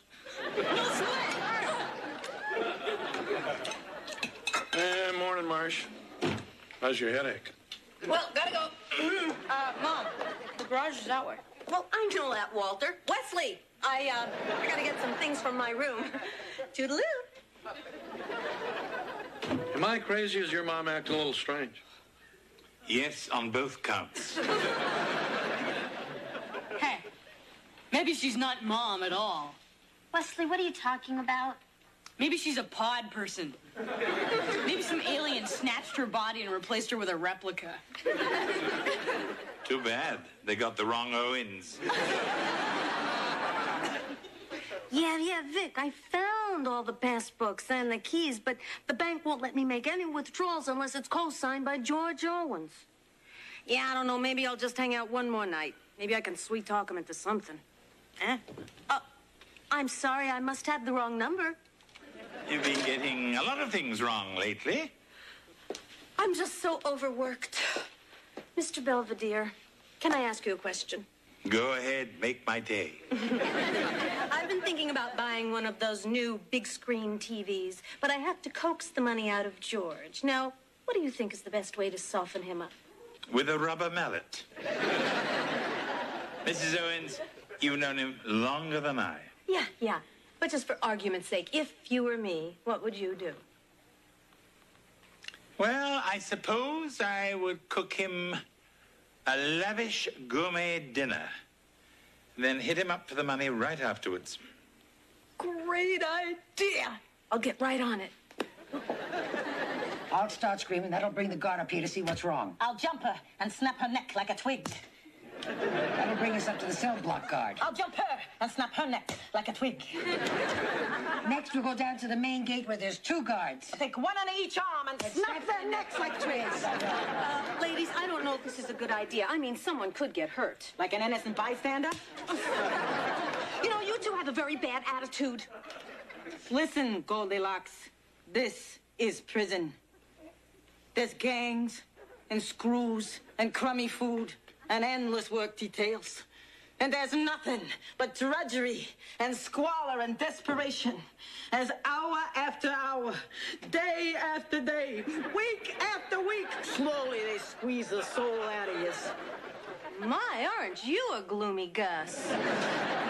What you need is a sing-along. What? Well, music can set you free. What? Okay, you slugs, mail call.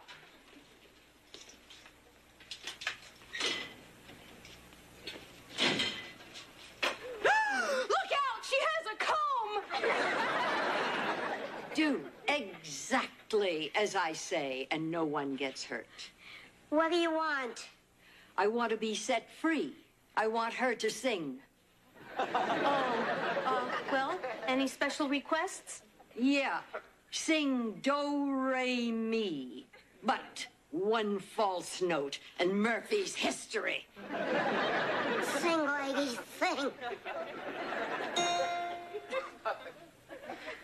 Doe, a deer, a female deer, Ray, a drop of golden sun. You're a little flat. Me, a name I call myself. A long, long way to run. So, a needle pulling thread lock, a note to follow. So, tea, a drink with jam and bread that will bring us back to dough.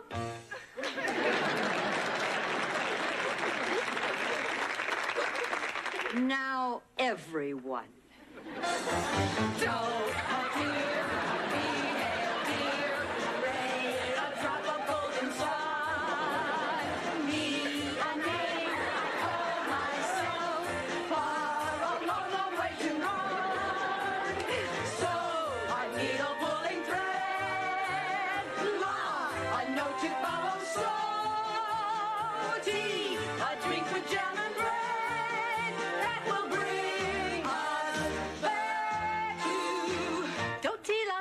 Mi re do.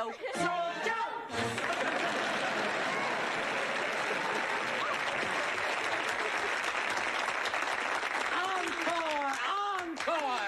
You know anything from Fiddler? Okay, lady, you're out of here. You finally believe me. Well, it's worth the fingerprint check. And besides, if you break into Sunrise Sunset, I'm going to puke. Bye, everyone. Would you like some apple strudel, Mr. B? Oh, really, Mrs. Owens? I feel so uncomfortable sitting here letting you serve me. Relax, I'll eat when you're done. Now, who wants more? I'll have another piece. Would you like me to heat it up for you? Sure. Boy, Mom sure is friendly. How about this meal she cooked? Beef Wellington, truffles, stuffed wild goose? This is the most magnificent meal I have ever eaten.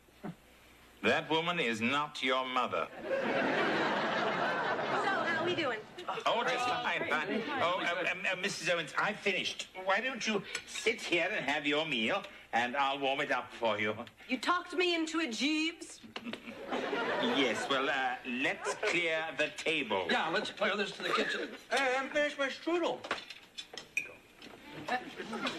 So, honey, how'd you like my goose? I'm done. Hey, come on, I'm her husband. Don't you think I'd recognize her if she were a fake? Well, I would. Time to take a hike. Okay, so for once in her life, she cooked a good meal. What other evidence do we have she's not your mother? She paid me for getting detention. She taught me how to rob an armored truck. She pinched me on the tush. She kissed me on the mouth. Finally, safe and sound. Well, whoever she is, she's out of her mind. There she is.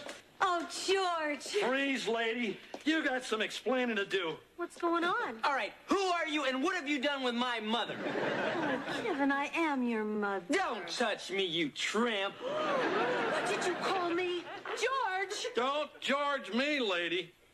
You know, now that I got a really good look at you, it's obvious you're not my wife. You should never have cooked us a gourmet dinner.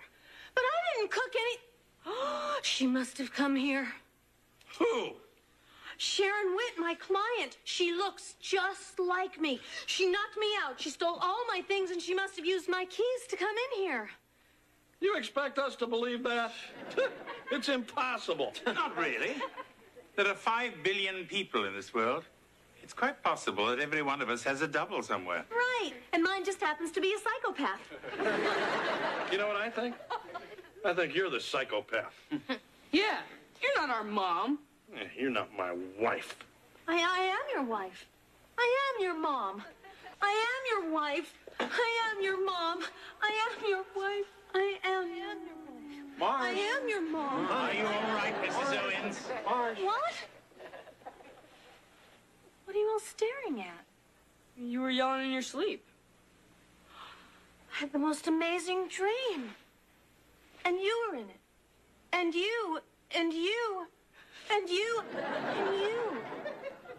I was trapped in prison, and I kept saying, I want to go home. And they sent me home. I think. That's great, Mom. Oh, good luck today, honey. Huh? Your first venture as a criminal lawyer. We got you something to commemorate it. And that Taché case. You deserve it, Marsh. It's lovely, but where did it get that dent? Nothing too unusual to report today, other than a very odd dream Mrs. Owens had that left her a bit rattled. The idea of a person having a double is most intriguing. It has been the subject of such great works as A Prisoner of Zenda, The Comedy of Errors, and The Patty Duke Show. Yes?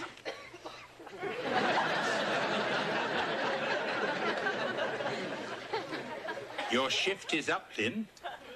You can go out and play. Excuse me.